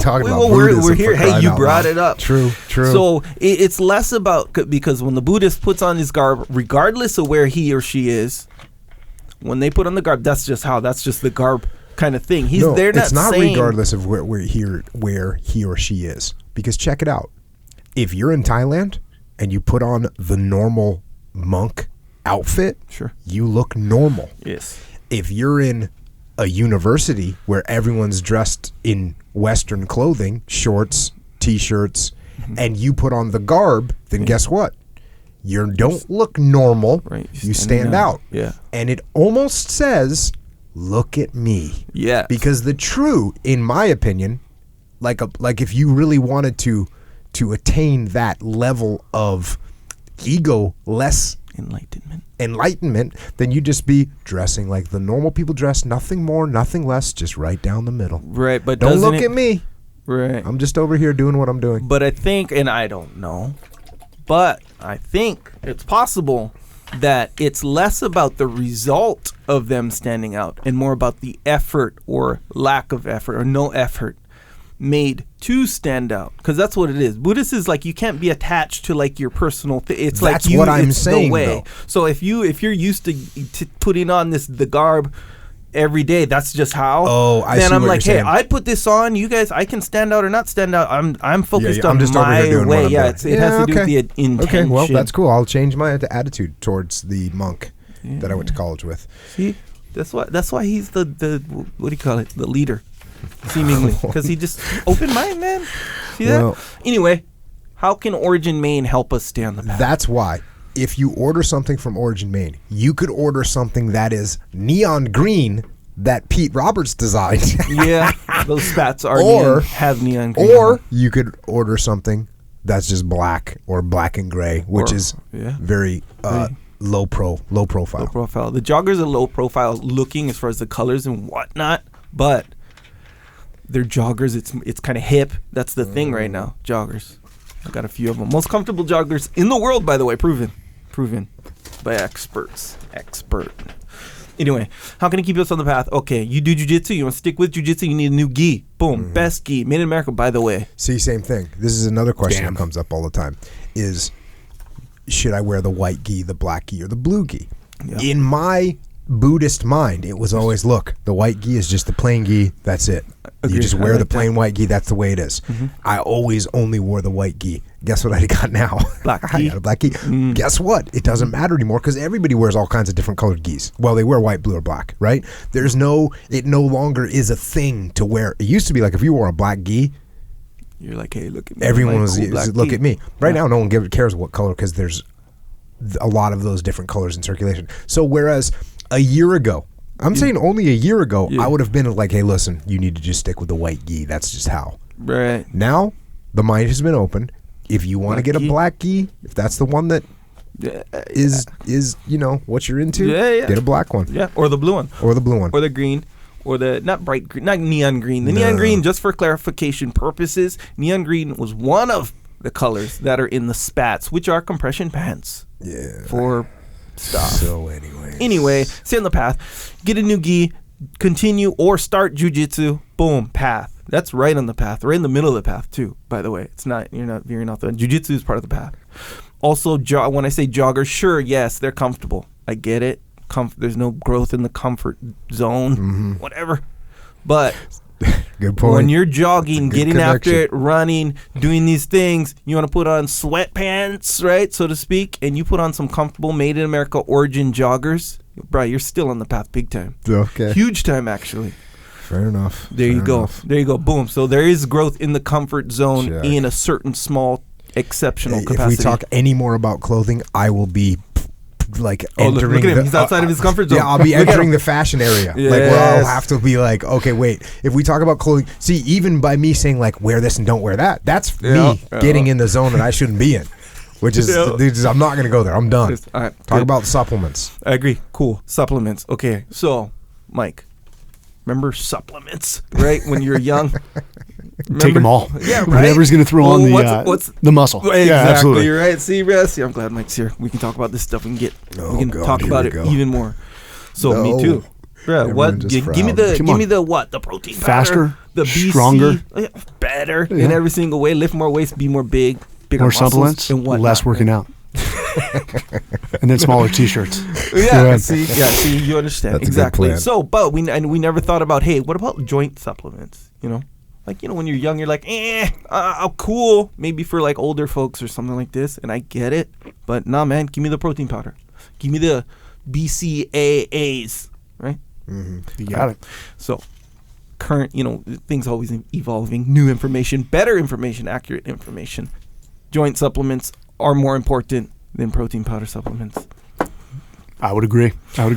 Because look, if your joints aren't working well in lifting heavy, you don't need protein supplements because you can't lift the weights to need the recovery for the protein and for growth and gains. See what I'm saying? Mm-hmm. That is a valid point. Before you know it, you end up, you're 40 and you can barely get out of your car after driving for 1 hour. Yeah, and here's the thing, that is funny, but it's not funny, bro. No, it's not. It's real. And which brings me to my other point, which actually, all joking aside, is a big deal. This is the biggest deal that I've actually found. When you get more healthy joints, your everyday activity is like way different. Almost to the point where you didn't realize that you had jammed up joints. See what I'm saying? You're like, dang, all this freedom was waiting for me on the other side of healthy joints decision making. Anyway, point is, Jocko has some supplements. That was joints. That was a long point. Well, Mike's here. I figured we'd talk about it. He's got to educate me. Yeah. Well, and get educated as well. Anyway, joint warfare, krill oil, super krill oil. These are things that go directly to your joints. Other benefits, by the way, we can talk about it if you want. Somebody asked on Twitter, I have my knees hurt. How does joint warfare know which knee to go to? Yeah. Here's how it knows. Yeah, I have the answer to that. The joint warfare knows that it goes to both knees. Oh, okay. So it's like, hey, cover and move. This is gonna cover. It was like, hey, we got a bunch of guys, right? We got a bunch of guys. They're all like they've been working out. They have some issues. I was gonna say like, no, it knows. Yeah. You just tell it before you eat it. Before you take a joint warfare, say, hey, left knee. Yeah. Heal it up. Well, it feels like that, but this is what it really is. The joint warfare doesn't know. The knees know. So it's like, hey, look, we're all working out. We're all doing, various. We're moving. We're cleaning the yard. That's what we're doing. We're mowing the lawn. Are we moving our bodies through space? We're moving. Anyway, we're doing yard work, right? Me, Mike, Jocko, some other folks that we know, right? Mm-hmm. After a while, it's hot outside. Yeah. And then boom, my wife comes outside with a big bucket of ice with waters in it, right? Jocko's a little bit bigger. He may have worked a little bit harder than us. He might need some more water. Mike worked a little bit. He might need a certain amount of water, but we all need varying amounts of water. Who needs the least water? Let's just call it what it is. Let's say I've been in the shade, maybe not working that much. I may need a half bottle of water. See what I'm saying? Yeah. You were assessing. Yeah. So my wife is the joint warfare with all the omega-3s and all the stuff, the nutrients. You guys are the knee. Jocko's the bad knee. Obviously, I'm the good knee. I need less of that stuff. So the knees choose how much water we need. See what I'm saying? And this is what's cool about this is all scientifically proven 100% that the knee will draw in the joint warfare. The knee knows. The joint warfare doesn't know. The knee knows. See what I'm saying? Check. Anyway, Dr. Echo. That's literally how it works. Yeah. Also, but very important supplement. You'll know. Just take it. You'll know. And discipline. You can take that.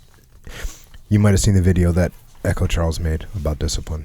That I was taking 3 scoops of discipline, and that it put me into let's just call it the zone. The zone, jiu-jitsu excellence. The zone of jiu-jitsu excellence. Yeah. And you spliced up that video. Yeah. You spliced it up. I gotta say thank you. You spliced it up to make me look pretty good. I was all grinding on Dean, and I was all had Andy's arm, and I was like, "Dang, I look good." Yeah, I think that was Eric's arm. Just so everyone knows, the rolls don't always look like that. Yeah, you got some good little clips of it. You want to hear something actually really funny about that? Funny you bring that up. Okay, so all that foot. Remember when I came and just filmed or whatever, right? And you're rolling with Dean for a lot of that time, and. When you roll with Dean, it's not, you're not just dominating. Dean is good. So he was kind of getting you for a little bit. So Dean, literally that night, he's texting me, hey, send me that footage. Hey, send me that footage. I want to see the footage. I want to see the footage. I want to, this and that. And I was like, I don't know. I'm kind of, and he's like, hey, I won't post on the internet. Just send me the footage. And I was like, okay. Didn't send it to him. I forgot. I wanted to. But then I was like, shoot, should I send him this footage? What if he posts it on the internet or whatever? Who cares, man? That's what I'm thinking. But I'm like, okay. Here's the thing. Andy said something like that. Like you were filming and Andy's all, oh, hey, do you want to roll even though he's here filming? I was like, dude, I don't care. Yeah, okay. People should, jiu-jitsu doesn't work on Jocko. Yeah. He's not going to tap out. No, actually, jiu-jitsu works on Jocko, and Jocko taps out when freaking Jocko gets caught in a damn arm lock. Yeah. So Dean wants this footage. Mm-hmm. So I go kind of look through the footage, and there's one of him. He takes you down. It was funny. No, he's sitting on his butt. He takes you down while he's sitting down, by the way. And then he mounts you, and he's grinding his elbow in you. I was like, horrible torture. Let me not put that part in it. Yeah. So I made you look good. And what sucks is I was doing good because I was kind of getting after it. Yep, that's the part I put in. And then, yeah, exactly. You made me look good. So everyone, I thank you. Dean Lister does not thank you. Sorry, Dean. No, he's like, yeah. Hey, also, you talked about protein not being important, and I actually think you're wrong. Well, technically. You need protein, and you might as well get your protein from what's commonly known as the only real source of protein that's good, which is milk. Yes. Milk is milk. Do you know what milk is? I've seen it. Yeah. He heard. Oh, you haven't tried it yet? I have not tried it. Oh man, sorry, dude. We'll give you some milk immediately. We'll get spun up here. Yeah. You don't even know what you're missing. It's a bummer. So you get milk. Peanut butter milk will be out. Peanut butter chocolate milk will be out. We'll call it very soon. Within a week, I'm going to call it. Within a week, peanut butter. I've had it, and it's... Yeah, see, which kind of goes, you'd think, it's counterintuitive to his whole thing. Yeah. It's like, hey, let's make something that's like, healthy, good protein, clean, all this stuff. But you know what? It has to taste delicious. You see what I'm saying? It kind of goes against his whole hardcore toughness thing, right? Just like the discipline. You made sure it tasted good. See what I'm saying? Isn't that kind of funny? It's funny, bro. You think it's funny. Anyway, yeah, milk. Good one. Replace your dessert with milk and boom. No sugar, protein. It's weird that there's a substance on Earth that you can replace your steak and your dessert with one item. And I'm not necessarily, but I'm not saying you got to do that, but sometimes, cooking a steak is a pain sometimes. It takes 8 minutes. Yeah. We don't have 8 minutes. Sometimes boom. Yeah. Mix up the milk. You're good. Come to the immersion camp. We'll have milk at the immersion camp. Yep. In Maine, August 26th through September 2nd. Jiu-Jitsu immersion camp, by the way. Jiu-Jitsu immersion camp, not Italian immersion camp, because we won't be speaking Italian there or any other languages, most likely. Maybe a couple. No, there'll be Portuguese there. There'll be some Portuguese. Maybe some Espanol. Sure. Yeah, maybe, immersion camp. Anyone else that wants to come and speak other languages. All the stuff that Echo just talked about, originmaine.com, you can get it there. Yep, it's true. Also, good way to support yourself and this podcast, if you want, is the fact or knowing that Jocko has a store and it's called Jocko Store. Mm-hmm. Okay, how do you support yourself with Jocko Store? If you want to represent, if you're on the path, you want to represent, you can get a shirt. It says Discipline Equals Freedom. 2 now. New designs on there if you care about that sort of thing. Are you still offering the old one? Yes. That's an interesting decision. Why? I don't know, because they're different. They're slightly different. Yeah, they're just, hey, okay, so I have Discipline Equals Freedom shirts. Mm-hmm. I have the green one, the regular, what do you call it, heather gray, right? Yeah. And what's the other one? Like a charcoal, right? All same design. So I'm like, hey, if you care about this kind of thing, hey, I'm going to go, I don't know, wherever, the post office. Guy at the post office like, hey, that's a cool shirt. Your charcoal Discipline Equals Freedom, cool. I go to the post office, and the next day I'm wearing the heather one there. He's like, bro, like, what up? You just like that same design so much? You get it in all colors? I say, yes, but I'm still left with the thought like, man, maybe I should get a different design. But I like Discipline Equals Freedom. See what I'm saying? Yeah. Okay. Boom, I get the new design. I come back to the post office. The guy's like, hey, I like Discipline Equals Freedom too. That's dope. But he still has the sense like, okay, he has more than just that one design. See what I'm saying? See what I'm saying though, right? I do. Yeah. I mean, I know I'm kind of overstating it, but it's a thing. It's not nothing. Okay. So on Jocko Store, you can get rash guards, T-shirts, trucker hats. You can get other hats. Hoodies. You can get hoodies. You can get legit hoodies and Hawaiian hoodies. Hawaiian hoodies. If you don't know what Hawaiian hoodies means, which we don't, because Jocko made that up, it's just a lightweight hoodie. It could be called Southern California hoodie too. No. Yeah, it could. No. Sure it could. Sometimes it gets to be 38 degrees in Southern California. The Hawaiian hoodie ain't going to cut it. Yeah, I think you're right about that. So, all right. Nonetheless, lightweight. They look nice. Yeah. And anyway, if you want to represent JockoStore.com, if you like something, get something. Good way to support. Also, subscribe to the podcast. If you haven't, you can subscribe to it. iTunes, Google Play, Stitcher. If you leave reviews, I read them. Sometimes they make me laugh. Yes. That is good. Yes. Because they can be rough, but then you read a good review that makes you laugh. That's positive. Yep. So make that happen. It works. Also YouTube, by the way, if you like the video version of this podcast. And the Warrior Kid podcast. if you haven't been listening to the Warrior Kid podcast, check it out. Sure, it's for kids. Ask Uncle Jake questions. There's some good questions in there. If you got kids, definitely check it out. YouTube, you can see Echo's supposedly legit videos. Oh yeah, the excerpts. Yeah. Cool. But also the ones you do your little fancy stuff to. Yeah, man. Again, You're super sensitive about video making. Everyone should know that. No, I'm not. Oh, okay. Cool. No, I'm not. Cool. Anyway, yeah. You made the muster video. Yep. And someone. This is an interesting point. I posted it to my Facebook. I posted there and there's people commenting, and then someone wrote no credit to Echo. Yeah. That's it.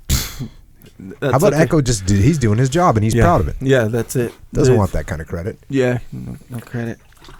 I think Echo made the video. Yay.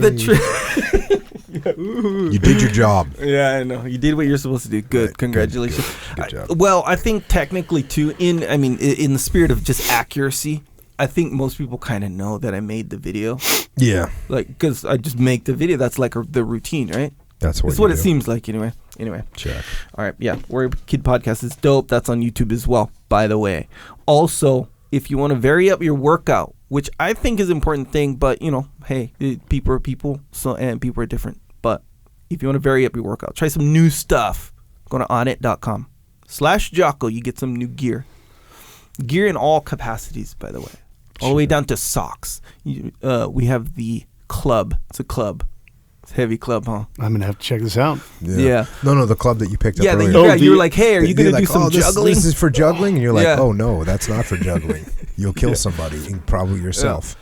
But that backs up the point that I said before about those. Those are like, oh, yeah, like, cool, it's a club. It looks like one of those clubs that they juggle. You know, the little pins or whatever. You'll literally die. Yeah, and you pick it up. You're like, bro, I can't juggle that. That's like something you work out with. And here's the thing.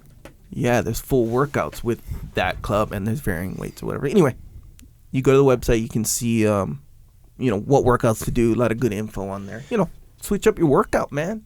iTunes, Google Play, MP3. You can get Psychological Warfare. It's an album, and yes, it has tracks, and it's just me telling Echo and you, if you're listening, not to be weak at that moment in time.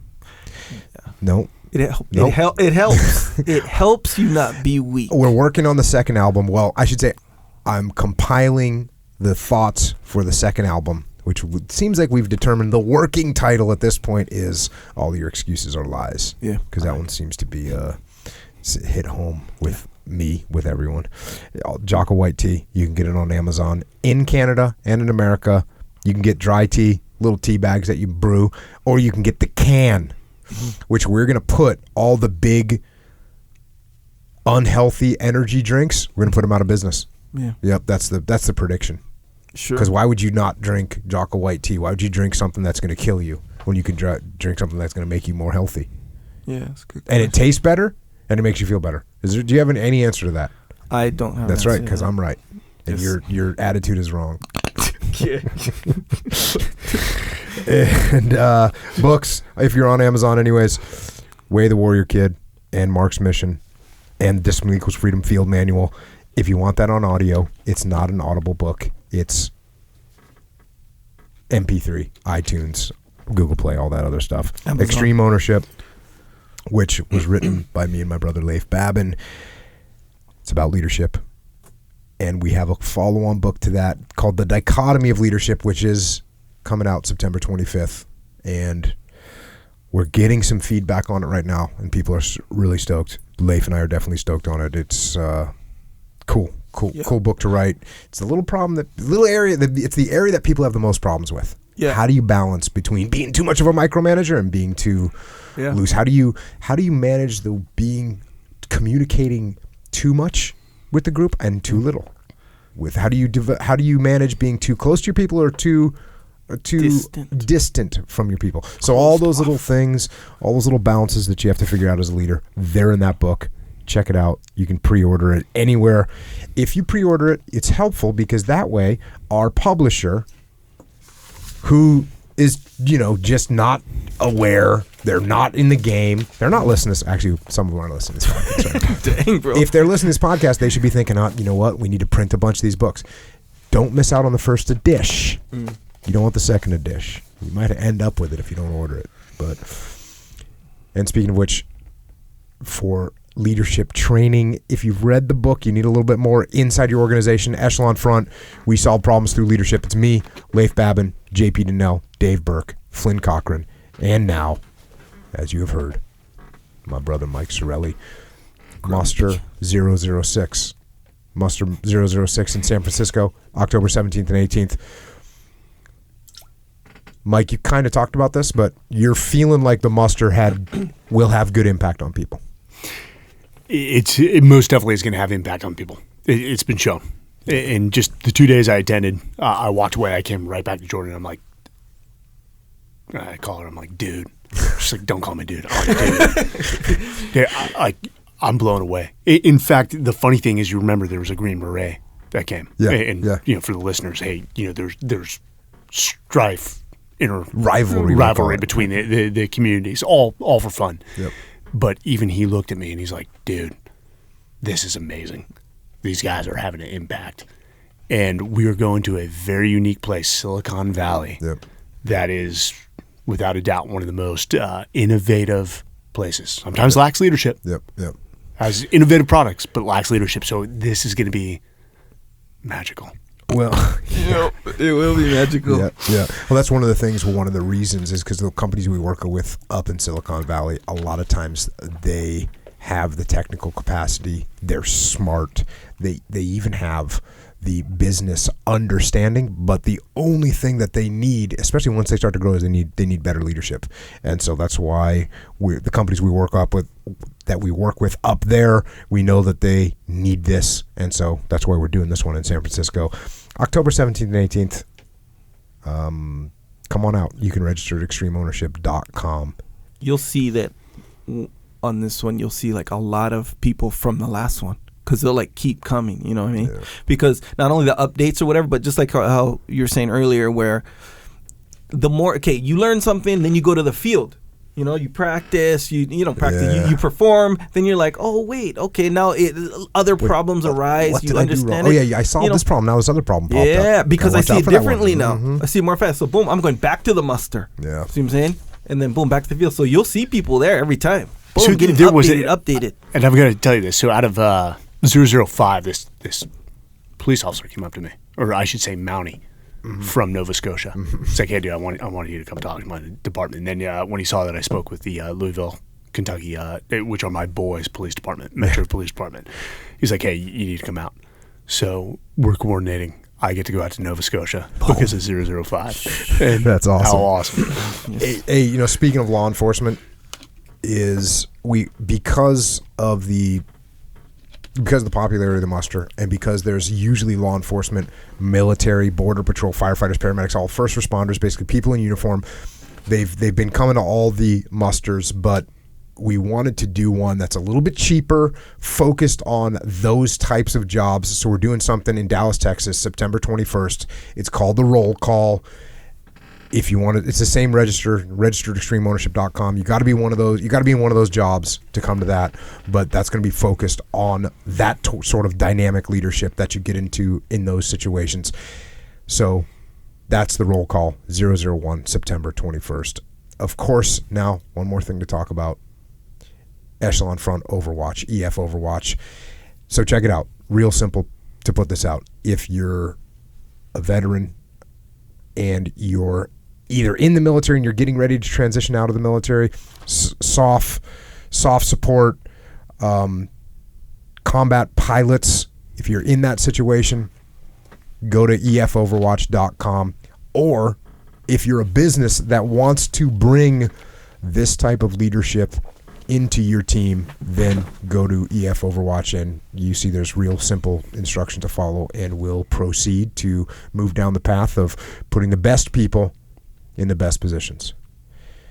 And on top of that, if you want to hang out with us a little bit more virtually, until we see you in San Francisco at the muster, or until we see you at the Roll Call, or until we see you at the immersion camp in Maine, then we're on the interwebs. Sure. Fully on the interwebs, on Twitter, Instagram, and Facebook. Mike is MJ Sarraille. It's MJSARRAILLE.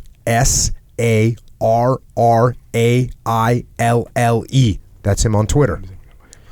He's Mike Sarraille on Instagram. And he's Michael Sarraille on Facebook. And of course, Echo is at Echo Charles, and I am at Jocko Willink. Echo, anything else? Yeah. Here we Just go. kidding. Actually, so going back, you did mention, you said mini buds. Did you say mini buds? That's what you went through? Not buds, mini buds. What's mini buds. So I think it's called something It's called different something else now. And I can't recall. So basically, there is a vast pool of kids in college and at the Naval Academy that want to try out to be officers in the SEAL teams. Yes. Because the competition is so fierce. The summer before they graduate and actually become commissioned as officers in the Navy, they actually have to compete for the few billets that exist for buds officers. Okay. And so you've got, I think, anywhere from 100, 200, actually probably more than that, trying to get into mini buds. And there's only so many, I think like there's 30 per class. They run 2 mini buds every summer of about 30 candidates each, so 60 total. And there's probably like 500 kids competing for those slots. And then amongst those 60, they're only going to select, I think, like 50%, 30 that actually can step into buds as Navy ensigns and try to become Navy SEAL officers. So, it goes back to that talent. Everyone is always in a war for talent, looking for the best candidates. So you go to mini buds, you pass, then you go to buds? Yep. Typically? Yes. If you're lucky. If they select you. Got you. If Okay. you perform well at mini buds. Okay. So and again, this is just for the officer pipeline. If you're an enlisted guy, you enlist in the Navy and you go to buds. There's no mini buds for you. Gotcha. They do have a prep course now up in Chicago. After boot camp, you stay and they try and get you ready for buds. But that's different, obviously. Yeah, it's different. Okay. I don't think that's even a selection. It's not a selection, is it? It's just that's just like I'm sure they could deselect you, but the purpose isn't deselection. No, I think the purpose was to see if we could statistically increase the number of people that make it through buds. And actually, I think it hasn't proven effective. At the end of the day, it's one thing. For whatever reason, it's an 80% attrition rate, like almost all the time, or 70 to 80%. So, one of my friends said this about buds, about passing buds, that this is a factor. It's not the telltale, but this is a factor where if you're in a group that, and this is going to go back to leadership, interestingly, if you're in a group where people are real negative, and then, when you're negative, you want to blame other people, right? Just if you're a negative person, whatever, you don't want to take ownership. So if a guy is seemingly getting ganged up on, like if everyone's like, hey, you're not pulling your weight, everyone's getting frustrated, and then everyone's like harping on one guy, that makes him quit way quicker than if like everyone's like, yeah, it's okay, we can do this. You know how like if you have a leader who's like, hey, it's all good, guys, come on, we got this, kind of cheering everybody on and saying like, hey, we're all a team here, kind of thing. But if you're like, hey, you're holding us back, and everyone's ganging up on that guy, he'll quit way quicker. That's what he was saying. Check. There's only one exception. I think that's probably accurate. For the most part, there's only one person that I think that I've seen sort of defy that, and that was Ryan Joe. Yeah. You would not get in that guy's head, man. Yeah. And, tough as nails. Yeah, seems like that would be a factor. But, yeah, there's just guys like that who are like, nope, I'll die before I quit, where it's just simply not an option no matter how deep you go. It's crazy. But, yeah. Don't quit. People ask me what to do, how to get through buds. Don't quit. That's it. It's crazy. Mike, any closing thoughts? No. Few. Just people to thank. One, to you and all the boys that I served with across all the commands I served in, man. It is a brotherhood. While I might not have gotten along with all of you, definitely learned something from everyone. And it is a brotherhood that you will never replace. And that was an honor to serve alongside those guys. And then I think the last two is one of my kids, Cameron and Caden. That is any man's legacy, is how you raise your kids, and they mean the world to me. And then the last person who's changed my life is my fiance, which I hope you guys are reserving the date, Jordan, who's changed my perspective on a lot of things, and helped me through a what is not easy for any veteran, and that is transitioning out of the military.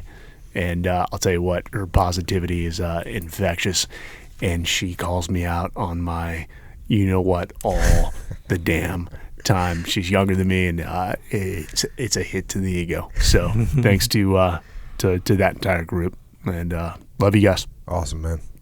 Well, like I said, of course, thanks for coming on, and also, like I already said, which I can never say enough, thanks for your service in the defense of our freedom. You're talking about all those deployments over and over and over again, man. Keep going back into the fray. It's freaking awesome, and thank you for doing it. And congrats on your retirement. I don't know if I ever even said that to you when you retired, but it's I'm glad that you got to be able to retire, and it's awesome to be freaking working with you again. So thanks, Mike. I'm looking forward to many more years. Thanks, brother. And everyone else in the military that's still out there holding the line, doing those deployments over and over again, thank you. And to the police and law enforcement and firefighters and paramedics and border patrol and the rest of you that are holding the line here at home, thanks for what you're doing, and to your families as well. Thank you for supporting those that support us. And to the rest of you, I know life isn't perfect, and I know life can be hard, but it is still life. And it's your life. And there are those that have given their lives so that we can have ours. So, for them, for those heroes, live a good life.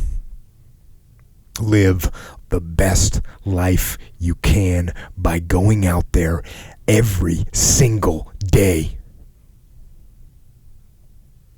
and getting after it. And until next time, this is Mike and Echo and Jocko. Out.